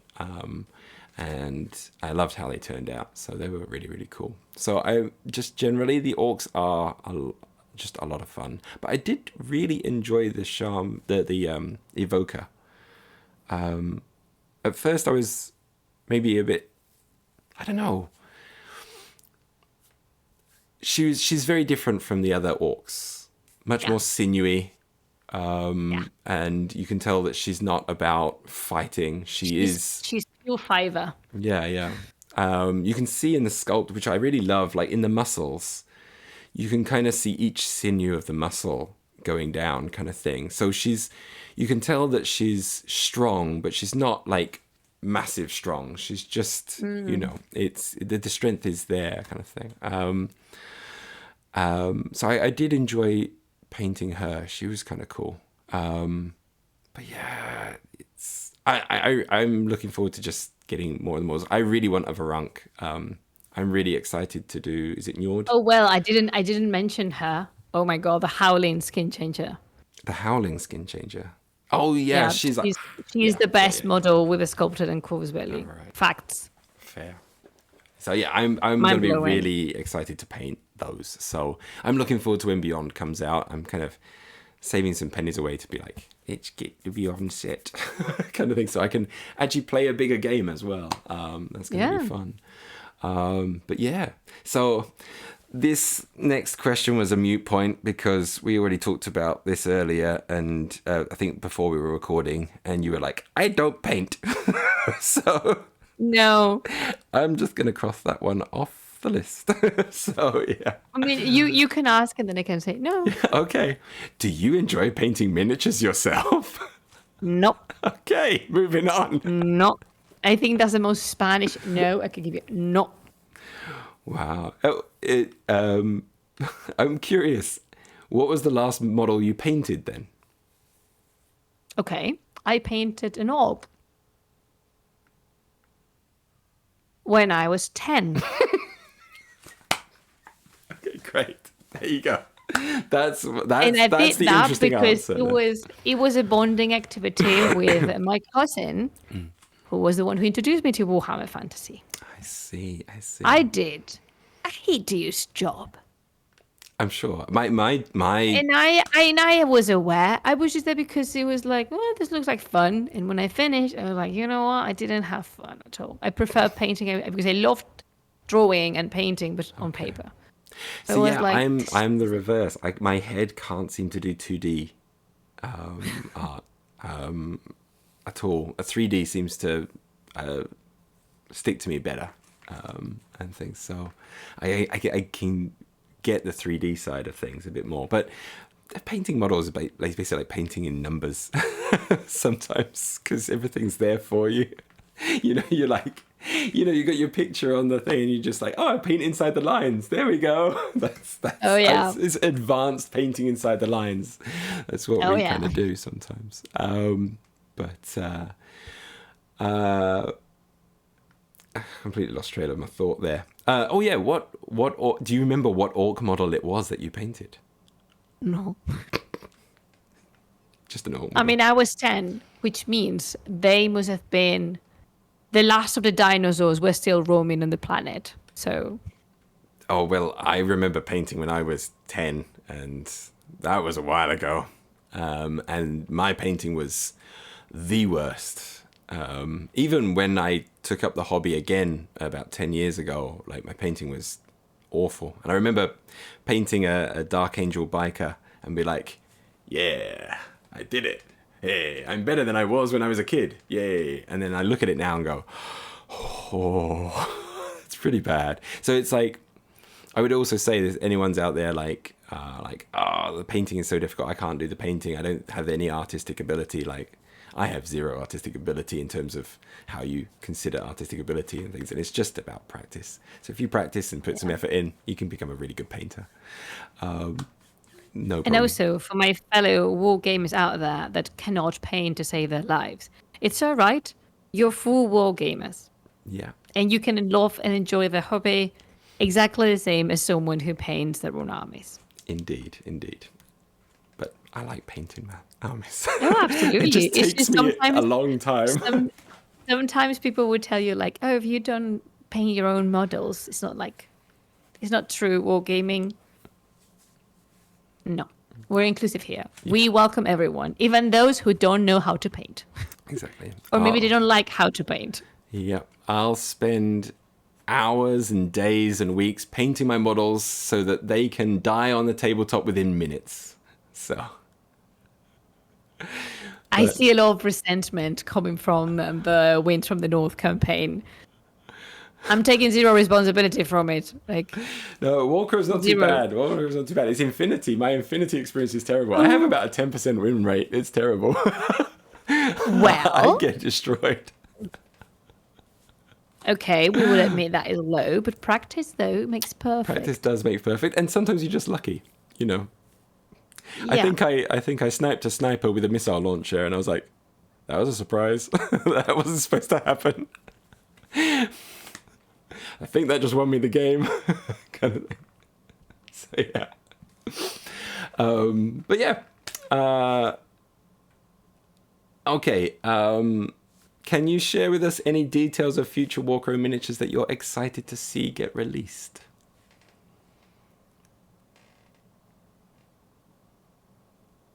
No. Okay.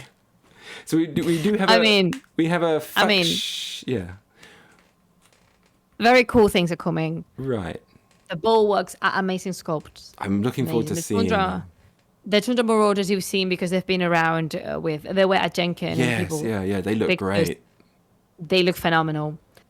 The aggressors are wicked. The battle scarred are. But the ones I am the most excited about. No. I mean, we've got. I can't hint you either which faction is coming next. Crikey. Which faction do you want to be coming next? Do I Which want- would be the one that, like, the one that you, if it was up to you to decide? If it was up to me, I think, because the thing is, the three factions I'm most interested in are the Northern Tribe, the Hegemony, and the Scions. So I feel that the faction box is going to be something, one of the other three. Now, if I was being nice to my friend, because he likes elves, it would be the Sinan. It will be a CNN, Yeah, okay. but if you know me with my painting, I like painting NMM. And I tried to paint metallics with Warcrow as a challenge to myself, and it was difficult. I managed it. It was a bit difficult. But I'm thinking feudum, because I would be The like, metal okay, is really there's going to lots be- of chivalric metal and things, and I'd be like, I'm not doing. If I get them, then I do NMM, and that would be a fun NMM to do.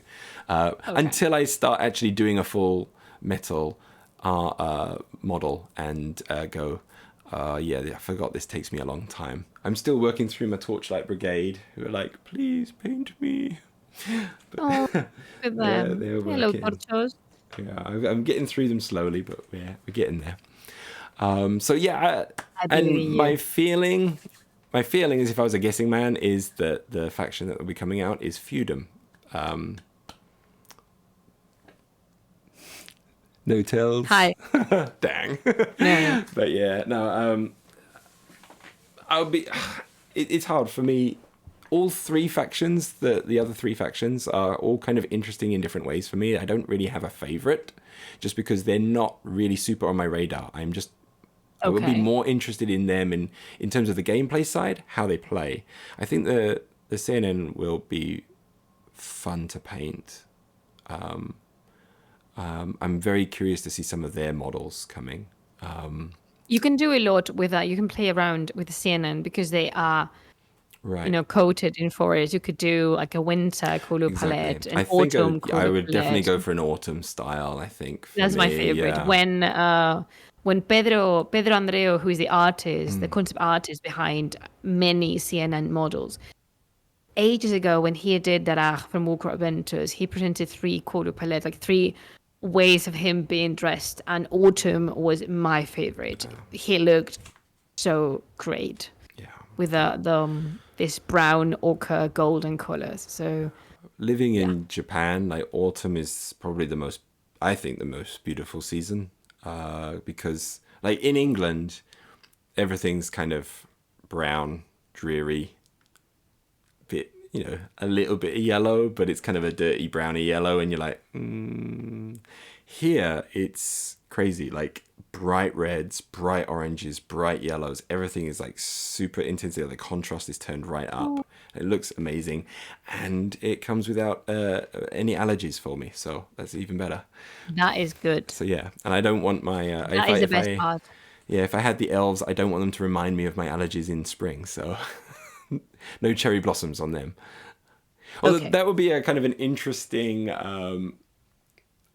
look to them, like all pretty in pink, and like things. Their faces Oh, are I just would like, love that. "Ah!" Like it would be like Sakura inspired elves. Oh, I like that. I really like that. It's just the facial expressions they have in the models that you have released. It's just Yeah, but I you know what, as a fan, as someone who grew up with Barbie films and Magical Girl series, I like that. Like, who says you cannot wear pink, purple, or pastel colors and still not be a menace to society?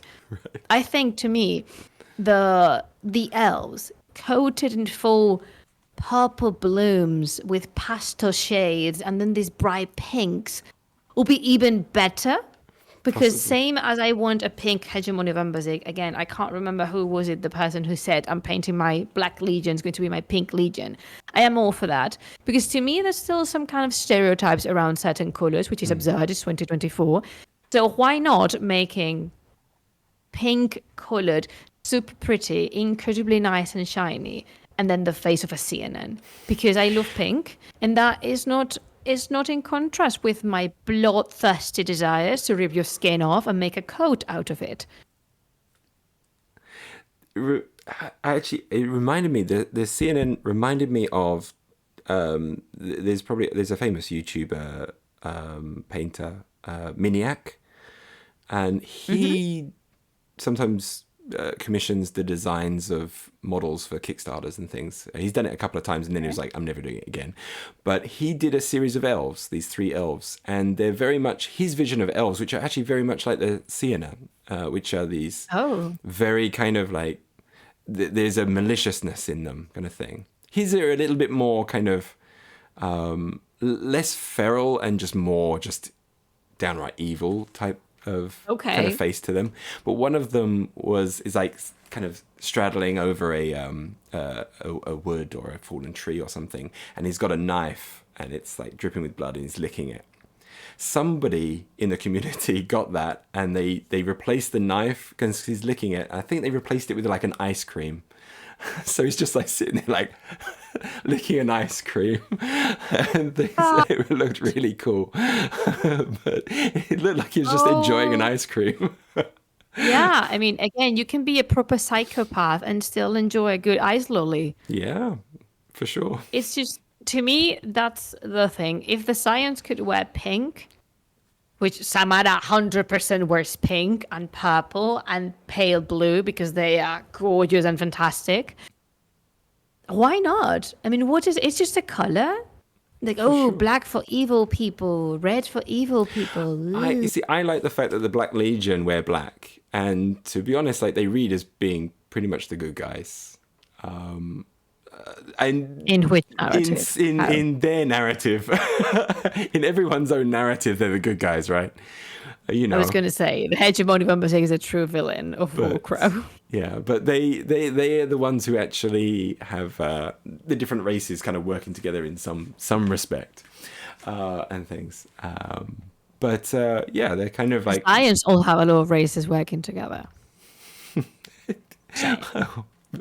Yeah, I'm not. Is it? Oh, do you really believe that the humans? Of course. Do you really believe and this is not being a proper? I don't know the word. Demagogo in English. I'm going to look for that one. Idiomas, querida. Yeah, my Spanish demagogue. Is 0, I'm afraid. A demagogue.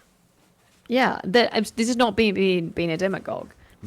People join the Science because they have nowhere else to go. People join the Science out of free will, or because someone just showed them what they do, and they find out that pretty much aligned with our thought. So something that we maybe failed to deliver, and it's because we launched Adventures first, is these people, the intact and the marked, the anointed, which are human, are they out of their own volition? It looks like they're slaves or something, right. And they are punished, and they serve the architect out of the crack of a whip, like, oh, you work for us. No. They join the ranks of the Science voluntarily. And no one's there. I mean, if you want to leave, good luck. I mean, sure. Like, you've seen yourself. Good luck in the world where no one actually understands what you really want to become. You do you. I mean, the Science are not so much not bothered about anyone else. It's just they have their plan. They know what they want to do. In that sense, they really look like they really are similar to Mount Haven. They have their own thing going on, and they have their plan. The rest, yeah, exactly. And for the Science, the rest are very unimportant, because the thing that is important to them is deliver the message of the architect and fulfilling their purposes.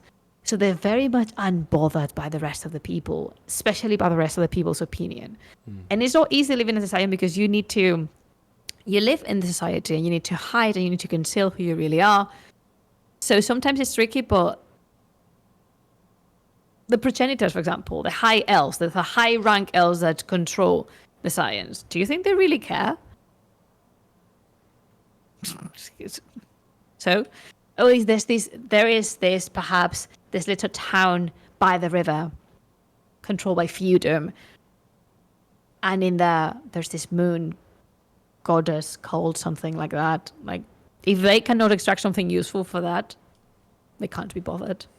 Like, okay, so are they annoying us? Are they getting in the way? No? But let them be. They're a They bit, don't raid. They don't massacre. They're just like, a Scion probably would better try to convince you to join them rather than kill you. If you are on their way, they are going to destroy you. But if not, it's like, hey, care for joining us? Maybe you are better off with us. No? Okay, out of the way, or I will make you leave the way. So, again, unbothered. There's a character within Warcrow Adventures, a Scion character, that perfectly embodies this narrative. It's just like, listen, I am here doing my own thing. You're kind of getting annoying. I want to fight. But please, would you just get out of the way? We have things to do. More important than whatever shebang you think you are involved. So... And then after, in the end, it's like, okay, I've had it with you. Like, you've had me up to here. Like we say in Spanish, me tienes hasta aquí. I'm going to kill you. Awesome. But because you've been there, you've been warned. For the love of the architect, you've been warned. Not once, not twice. Like, some people just don't learn. Man, I'm afraid to say anything about any of the other nations in a positive light because it sent you off on another thing about the Scions. But it's really interesting just to hear everything. Like, you're carrying so much of the knowledge. I'm afraid I have not been able to follow much of the Warcrow Adventures stuff. It's okay. Because at the time, I remember at the time of it coming out on Kickstarter, I was still waiting on Tag Raid. And I was like, I'm not doing another Kickstarter right now. This is understandable. Yeah, I was like, I'm done for a little while. I'm probably gonna be playing Tag Raid actually this Sunday as well. So I'm gonna look forward to that. Yeah, so I didn't get to follow as much of the Warcrow Adventures as I could have done. I think I need to pick up this bone because it's true that I talk a lot about the Science. I would say one positive thing or one good thing about the other nations. For Feudum, we will be loyal to death. They are loyal to the extreme. They stick together. They believe in what they have to do, and their loyalty knows no limits. For the CNN, will be determined. They are, they focus on one purpose and they achieve it together. And something I love about the CNN society is as very much is a meritocracy. So no kingdoms, no theocracies. No, they have their own, I don't want to call them rulers, but they have their own people that, manage a little bit the communities. But it's not so much a figure of a king or a queen or an empress or like much a more judge. Part of that community. And yeah, the sense of community the CNN have is incredible because they've been dying until not so long ago because of the lack of magic. The forests were withering, and now out of the blue, everything's blooming again. So now this sense of survival that they have together, like we need to stick together. This has made them determined, and I think that's the best thing they have, the determination. The northern tribes, for me, and this may surprise people, is how family-oriented they are. The importance of the tribe and of the family, which is something they share with Mount Haven. But in Mount Haven is not exactly that. Mount Haven pay enormous respect to their ancestors. I'm talking about the living family in the case of the northern tribes, the elders, the children, the preparing the next generation to become able to survive in this world that is proven constantly that is hostile to them. Because, the Science love complain about, oh my God, we're so misunderstood. Try being a Varang or an Orc. The world hates you just because of the way you look. Right. So the Science love drama, like, we're so misunderstood. But the Orcs are like, we know the world is hostile, and the world would take any opportunity it has to take us down. We need to prepare the youngest generations, and we need to prepare ourselves. So I really like how family-oriented the northern tribes are. That's what I really enjoyed about reading about how the northern tribes worked in terms of like the Wise Mane. The Wise Mane, like you usually imagine orcs is with like the biggest one becomes the leader, and to some extent there is a bit of that, but it's usually then a case of like the next biggest one will defeat the other one and kill the other one and take over, and it's just this the warg, the war thing, to coin something. But I really liked how in Warcrow, when it was like talking about the wise main and how he was a wrath main until the next came up and took him down. Yeah. But rather than, they didn't kill their previous wrath main or shun them or anything like that, or they're not belittled in any way. They're actually kind of revered, and then they're the ones who are then in charge of taking care of the young ones and teaching them through all of their experiences. Because why would you get rid of someone with so many experience? Yeah. Because it's not normal that a wrath main becomes a wise main.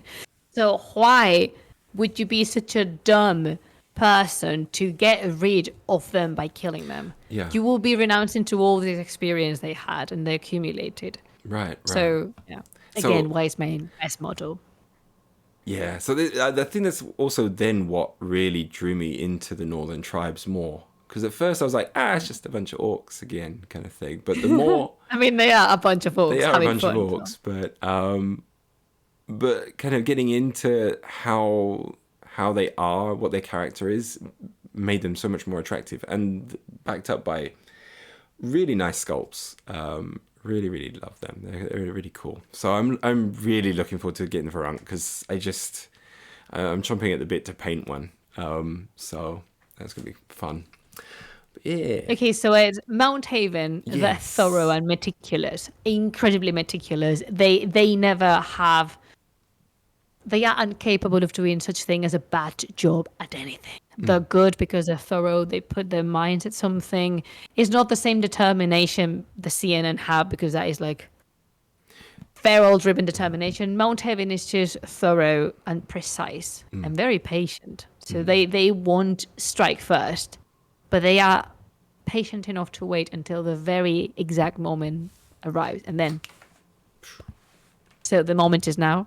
And the dwarves, I mean, I am a scholar myself. I have a PhD, so I value tremendously anyone that's capable of accumulating big libraries and knowledge. So the dwarves, of course, have part of my heart, because yes, books and books and books and books, filled up with potentially useless knowledge. Yeah, but it's lovely to have. Should mention then that the Discord, though, if anyone's interested, you should join the Warcrow Discord. You've now got a little book nook or something on the Discord as well. I just noticed that one. For anyone who's a bit of a bookworm, can actually kind of join in and see Hoopoe there, and actually we do chat a lot about like books. recommendations, yeah. And I have so many. I mean, my TBR is a 10 and infinite, but I'm adding more because everything that people suggest is very interesting. Awesome. And then last but not least, there's a Hegemony of Umbazig. Yes. I very knew this was going to come, and there was like nothing. Nah, I'm lying. Many of my favorite characters are within the Hegemony. I can't talk about them. I mean, there's Drago. Of course, there's Drago. There's Telia. And I love how inclusive the Hegemony of Umbazig is. If they can bring something to the table, you're in. Nice. They care zero about anything else, about race, religion. They don't care who you are. They don't care who you come from. If you worked hard, and if you bring something and contribute to this massive empire with something, then fantastic. We want you here, because it reminds me a lot of my former university slogan, ever to excel. That's basically the Hegemony of Umbazig, and they know they need to do that all together. Going all together in one direction is not about individuals going rogue and pursuing different paths. No. They have one way. This is the way, and we work together towards this end. And of course, the Hegemony of Umbazig is beautiful in their development, and they've managed to have not just gunpowder, but machinery, and a lot of other wicked inventions. And they have the Ghent dwarves. So yeah, I really like everyone. Yeah, no, it's there. Every faction does really. Once you actually get into it, I think on the surface, a lot of people see Warcrow, it's like, oh, it's just another fantasy skirmish game. But when you actually look under the hood, there's so much to like pull you into each of the different factions and see what makes each of them unique. So I've been enjoying going down the rabbit hole a lot with those things. So this finally gets me to one of the things I wanted to talk about, which we were talking about before we start recording. Which was one of the things I wanted to talk about was the people actually behind the game, the people that actually make it, because we get so involved about talking about the actual game and the actual miniatures. We don't think about the people who actually maybe design the miniatures or design the game or think about the lore and all of those things. So I wanted to kind of go through some of the main members of the team of creators, Sure. and then if there's anyone that I've missed out, please just give them a shout out and what they do as well and things. So Okay, sure. I will try my first- best. And I'm gonna just like kill everybody's names because I'm terrible with the pronunciation with names. But there's is it Alberto Abal? He's kind of like one of the main creators in this one, isn't he? Like the main, Yeah, one of the he's lead one of designers or the something? he's one of the partners from Corvus Belli, one of the co-owners Right. of the company. He's been around for forever, and he also does a lot of concept design and manages art. He's like the not the bridge, sorry, between art and development. So just today we were discussing about there was some options for a miniature the concept design. So he showed them to us, being like, okay, what is your opinion? And they were so cool. Awesome. And yeah, he's Alberto. He's Al. That's cool. He also worked in Aristeia and Right. Defiant. Yes, that's right. Yeah, and so I'm a massive fan of Aristeia, as I said before. But so it's good to hear about that. That's nice. And then there's Jesus Fuster, which I believe Yeah, is Jesus Fuster. Yeah, That's V. That's V, right? Yeah. That's V. Yeah. Yeah. What does he get up to on the, as you said, other than telling you that you make two powerful characters for the game?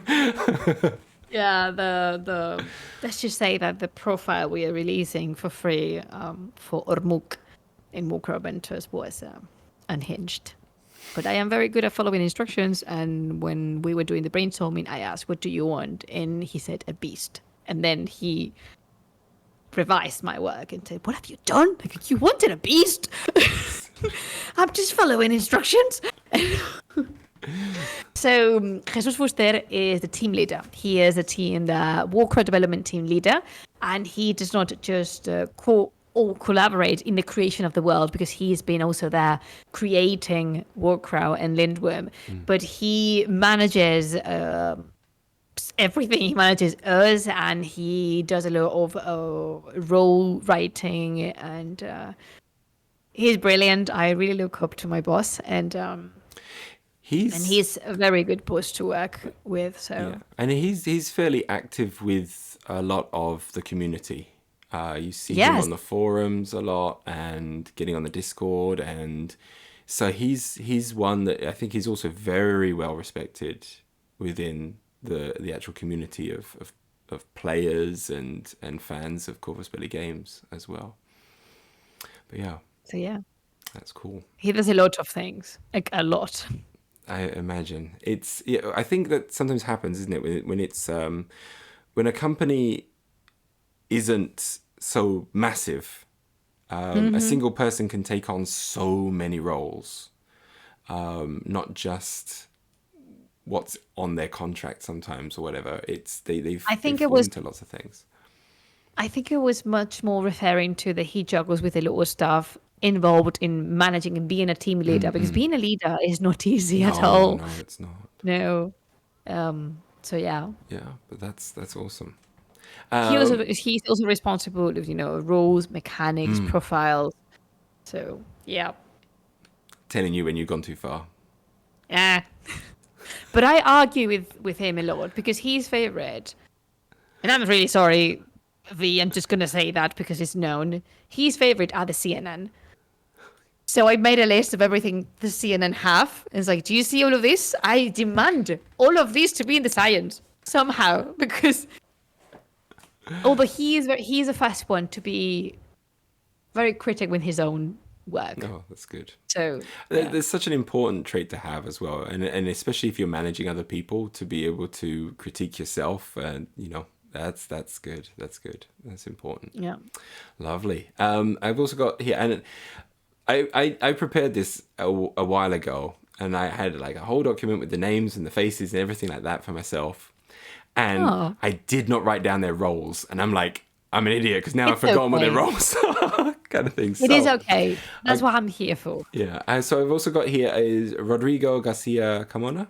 Is that right? Rodrigo García Carmona, yeah. Yeah, Rodrigo García, he is La Ilustrísima. He is one of the authors that created contributed to the creation of the world and also wrote the book, The Part of the Law, alongside with another partner in crime, which is Silvia Pato. She is the other author, which I believe is next in your list. Hey, sorry for stopping the video. I realized I forgot to ask about and give credit to Silvia Pato, who does a lot of the work in writing a lot of the lore and the stories behind Warcrow. So anything that's kind of talking about the factions and the history of the world and creating the world, she's been a big part of, and she's a very enthusiastic member of the team. So sorry I didn't give credit in the video there. I hope you can forgive me for that. Okay. Yes. But do you have Marcos in your list? Marcos Bello? I do not have Marcos, no. Because he is the fourth member of the team, of the development team. He is the expert on testing, and he is the one managing testing and all activities connected to that. And he is also a person working more focused on scenarios. And so, yeah, that's Marcos. Awesome. He also worked in Aristeia and Defiance. I see. Basically, all three members of the development team worked in Aristeia and Defiance, and then there's me. That's So good. I did not work in Aristeia and Defiance. Yes. I'm gonna screw up this name as well. Sorry. Gutier Lusquinos? Gutier Lusquinos. Lusquinos. Okay.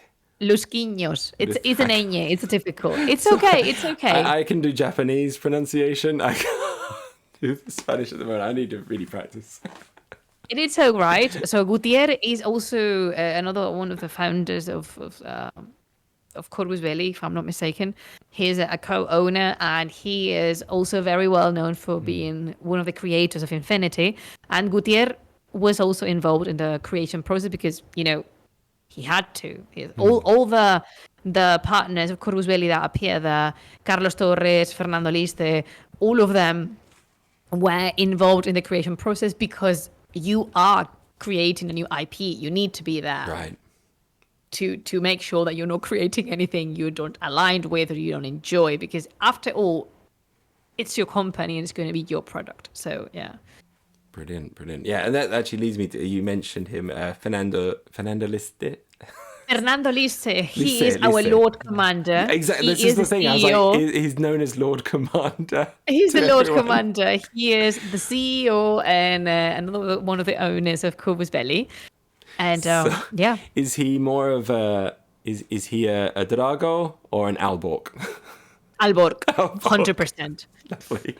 Brilliant. He is much more Northern Tribes guy, 100%. Brilliant. He likes his orcs. Excellent. And then a quick mention for one member. He's named as part of the creators, but I know he's more into the Infinity side of things. But Carlos also comes up. Carlos Torres. Carlos Torres, yes. Carlos Torres is the art director in general of Corvus Belli. And yes, he is better known, again, founder, co-owner, and he is better known for his work in Infinity, although he also is working with the art and the sculpts of Warcrow. Brilliant. And yeah, I don't know which faction Carlos Torres favors. Oh, I don't know which faction Gutier Lusquiños favors either.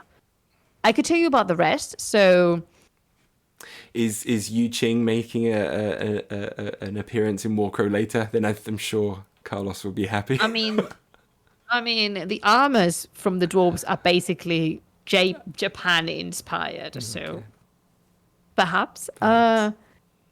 So Silvia is definitely Yes. Sienan/Feudum. Rodrigo is 100% Hegemony of Ambazig and a Scion. Alberto likes everything, but I would say Orc, definitely. No, not Orc, Varang. Yeah, he likes everything, but I would venture that he's much more a Northern Tribes guy. Then Marcos, I don't know. I think Marcos likes everything. Or maybe I would say that Marcos, within the Science of Yaldabaoth, Marcos is much more oriented towards the red caps. And Jesus Fuster is 100% Sienan, like born and raised in the forest. Fernando is Northern Tribes. And that's it. I don't know Gutier and I don't know Carlos Torres. Brilliant. Is there anyone else that you would like to kind of mention for their input into the game or anything? I mean, pretty much I would have to list everyone in the company Of because course, then we have our sales team who does a phenomenal job, our Right. marketing team that is responsible for, all the videos and cool stuff that you see, the design team who designed the book and the box, which are incredible. Then there's the sculptor department. We work with freelance sculptors, but also we have sculptors in-house. Do you and they get do to an go and amazing work. see their process with the sculpting? Yeah. I'm so jealous. That's awesome. I'm Yeah. I can't tell you anything about it, No, unfortunately. it's just exciting to see. I'm dabbling in kind of 3D sculpting on the computer. Oh, I'm yeah. terrible It's at very it, fun. but it's a lot of fun. So kind of like, but seeing people It who looks can very really do fun. it is amazing to watch, I think. So yeah, that's awesome. And to be able to see that process is really cool. To see it go from its initial concept designs through to seeing it being produced as a 3D sculpture and then produced into a physical model, and all of those Yeah. people down the line that help create that process is Yeah, that's magic. I have to mention the concept artists. We do concept art at Corvus Belli, but we also have brilliant concept artists we work with. We have Grégoire Voluger, Pedro Electrocereal, RM Andreu. We have Roberto Zoreda, Claudia Cuenca, Roman Kuzmin, and also illustrators, Gega Dushtanvili. There's so many of them. I'm really sorry if I'm forgetting someone. Then, of course, there is the production team. The production team that is making the sculpts, melting Yeah. the plastic and creating the molds I would and love making to see sure that that. everything fits properly. And people that, the packaging and the customer services, all those people are fundamental for our work and what we do, and we would go nowhere without them. So they need their own fair credit. And it's just, there's a lot of people involved in the creation of an IP, and the same as you said for Warcrow could be said about Infinity, because the same teams are involved in there. So yes, we're not that many because we're only 50 something people at Corvus Belli, but we work very hard, and Right. I think it shows. Man, like And, I can't keep up with how much you're producing at the moment and working on and doing, and right now you seem to all be on you're just on this wave that's getting higher and higher at the moment, and it's very exciting to see. We don't want to suffer from hubris, so we will see. We'll see. Yes, yeah, but it's exciting to see what's coming. So I'm very excited, and Yeah. I just wanted to. Really, At it least... really helps me that you guys are excited, because sometimes my life it's down to Excel, maths, and scenarios, profiles. So it's just like, oh no, why don't you work? And then you just go for a stroll over the internet and Discord. It's like, ah, Sometimes that can be Okay. dangerous. That can sometimes Yeah, be but dangerous. I am pretty much like the science and the dwarves in here and bothered. It's like everyone's awesome. entitled to their own opinion, Yeah, I'm unless you are mean or harmful to someone. right. It's all right. Good I way would to always be. defend your opinion. May not agree with it, but yeah, that's good. That's lovely. Exactly. I was talking about before a thing about Malifaux and why I like Malifaux, and this what was wondering about Warcrow. With Warcrow RTS, like you get your more kind of ITS style missions coming out in the future. Infinity does a thing of having some missions that are secret as you're doing things. And now, for me though, Malifaux does it even more. And is very, very interesting in how it approaches missions, and that there are missions that you do which don't involve killing necessarily, and you kind of hinted earlier that like you could kill an entire army, but it doesn't win you the game. And still lose. Yeah, so I'm wondering if there's anything in terms of like these kind of like secret style missions that might be involved in the games that you play that you have to reveal as you complete them, and and part of the game becomes trying to preempt what the opponent's mission might be. I can't say. Wonderful. That made that one made it an easy question to ask and get through. The question was longer than the answer this time. So yeah. I'm sorry. I can't say. Yeah. So yeah. So seriously, one last question I really want to ask, and this will be my final question. So what was the yeah? So Lex and Otis making the Infinity animated TV series, and it looks fantastic already. I already like if the actual show lives up to what the trailer kind of implies, I'm gonna be so hyped for it. Did you see the Black Wind models? Yeah, I saw some of them pop up into the thing. Yeah. Like the Boktar just landing and stuff. Yeah, and even the what's her name? The character like pulling up the Fuhrback and firing that off and things. And it's I've forgotten their name. yeah, but it's looking really cool. So I'm really super excited about that. Now, I was watching I went to their YouTube to watch the trailer of stuff they're doing, and I realized they're also doing one of my favorite book series, which is Cradle.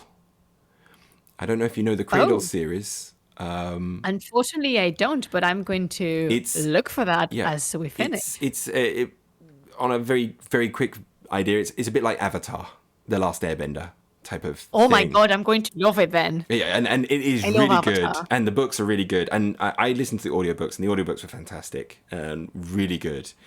And they did it. I just found out they did a Kickstarter that raised like $1 million, and they're doing a series, and it's 2D animation. I realized Lex and Otis do 2D animation now. What's the name of the author? Will White, I think. Will White. I believe that's. This looks amazing. It's really cool. It is like Avatar. Yeah, and there's like 1 million of these books. Yeah, there's a whole series of these books, and they're really good. They're really, really good. I really love them. And you need to send me the audiobooks. Yeah, no, they're really, really good. And the guy voicing the main character is the guy who does the audiobook as well. So I was like, oh, they got the guy. Oh. So that's really good. But my question was going to be, because I saw that, and I was like, oh, they do 2D animations as well.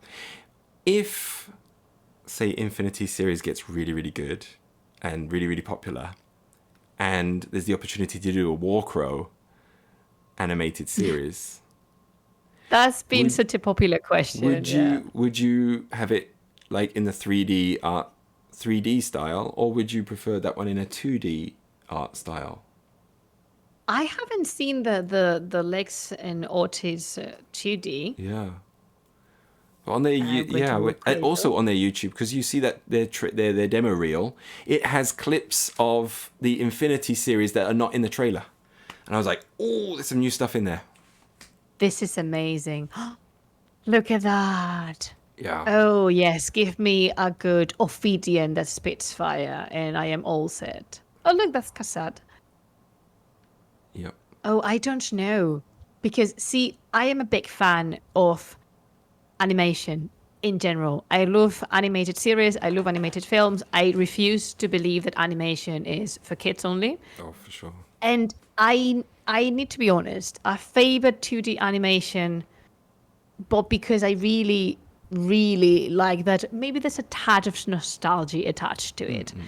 But Infinity looks very, very nice. And then also these people did the Raid. Do you know Yeah, they got the Raid Shadow mobile game, the Legends series? stuff, yeah. And that one looks phenomenal because it looks exquisite. And I have to say, after watching Arcane, my perception towards animation, like 3D animation, changed entirely. There's been two products that made me love 3D animation much more. One of them is Arcane, and the other one is Nimona. Oh, yes, that was great. Because Yeah. Nimona is 3D, but it looks like 2D. Yeah, so that there's a certain amount of that cel-shaded yes. 2.5D thing going on that really works. So I think, to answer your question properly, I believe I would have, if I had an ending budget within my head, I would have a series for Warcrow the war game, that would be 3D, pretty much Arcane style or like Infinity Lost Paradise style. But I would also have a series for Warcraft Adventures, pretty much like Vox Machina, Nimona style, because I think that fits better the kind of product. That would be cool. That would be the pie in the sky. Yeah. Getting a series for Warcraft Adventures. And there's a lot of questions regarding, hey, are you willing do you think it will be possible to have X product about a blank and then you fill it with RPG, novels, puzzles, plushies, series? I want everything. Yeah. We want everything. But it's not realistic is the thing, isn't it? At the time, no, it's not. Now, anyway. Yeah. I wanted, when we started working in Warcraft Adventures, I wanted an Ormug plushie. Maybe one day, or not now. That would be pretty cool. So you can hook him and feel better, because Ormug, he's super fierce and stuff. He's a softie on the inside, and he would never say no to a hug if you need one. So it's like, he's got that wonderful big hair that you can just yeah, you could just plait it. Yes. That's what you need. You need an Aalborg where you can plait the hair. Thanks. Just sit there. Yeah, but I have a very I have an unreleased sketch that I would never see the light because it's awful, but I did it in one of my notebooks. It's Ismail sitting on Ormug's shoulder and he's plaiting his hair, because Ismail basically fits on Ormug's hand. Because he's very petite and Ormug is very big, so... Perfect. Oh, that's lovely. All right, well, I know I've taken up a lot of your time. It's all right. Thank you I've saved the afternoon for you. Yeah, no, it was an absolute pleasure. So all right, I just ended it there because we just kind of rambled on saying a goodbye for about 5 minutes.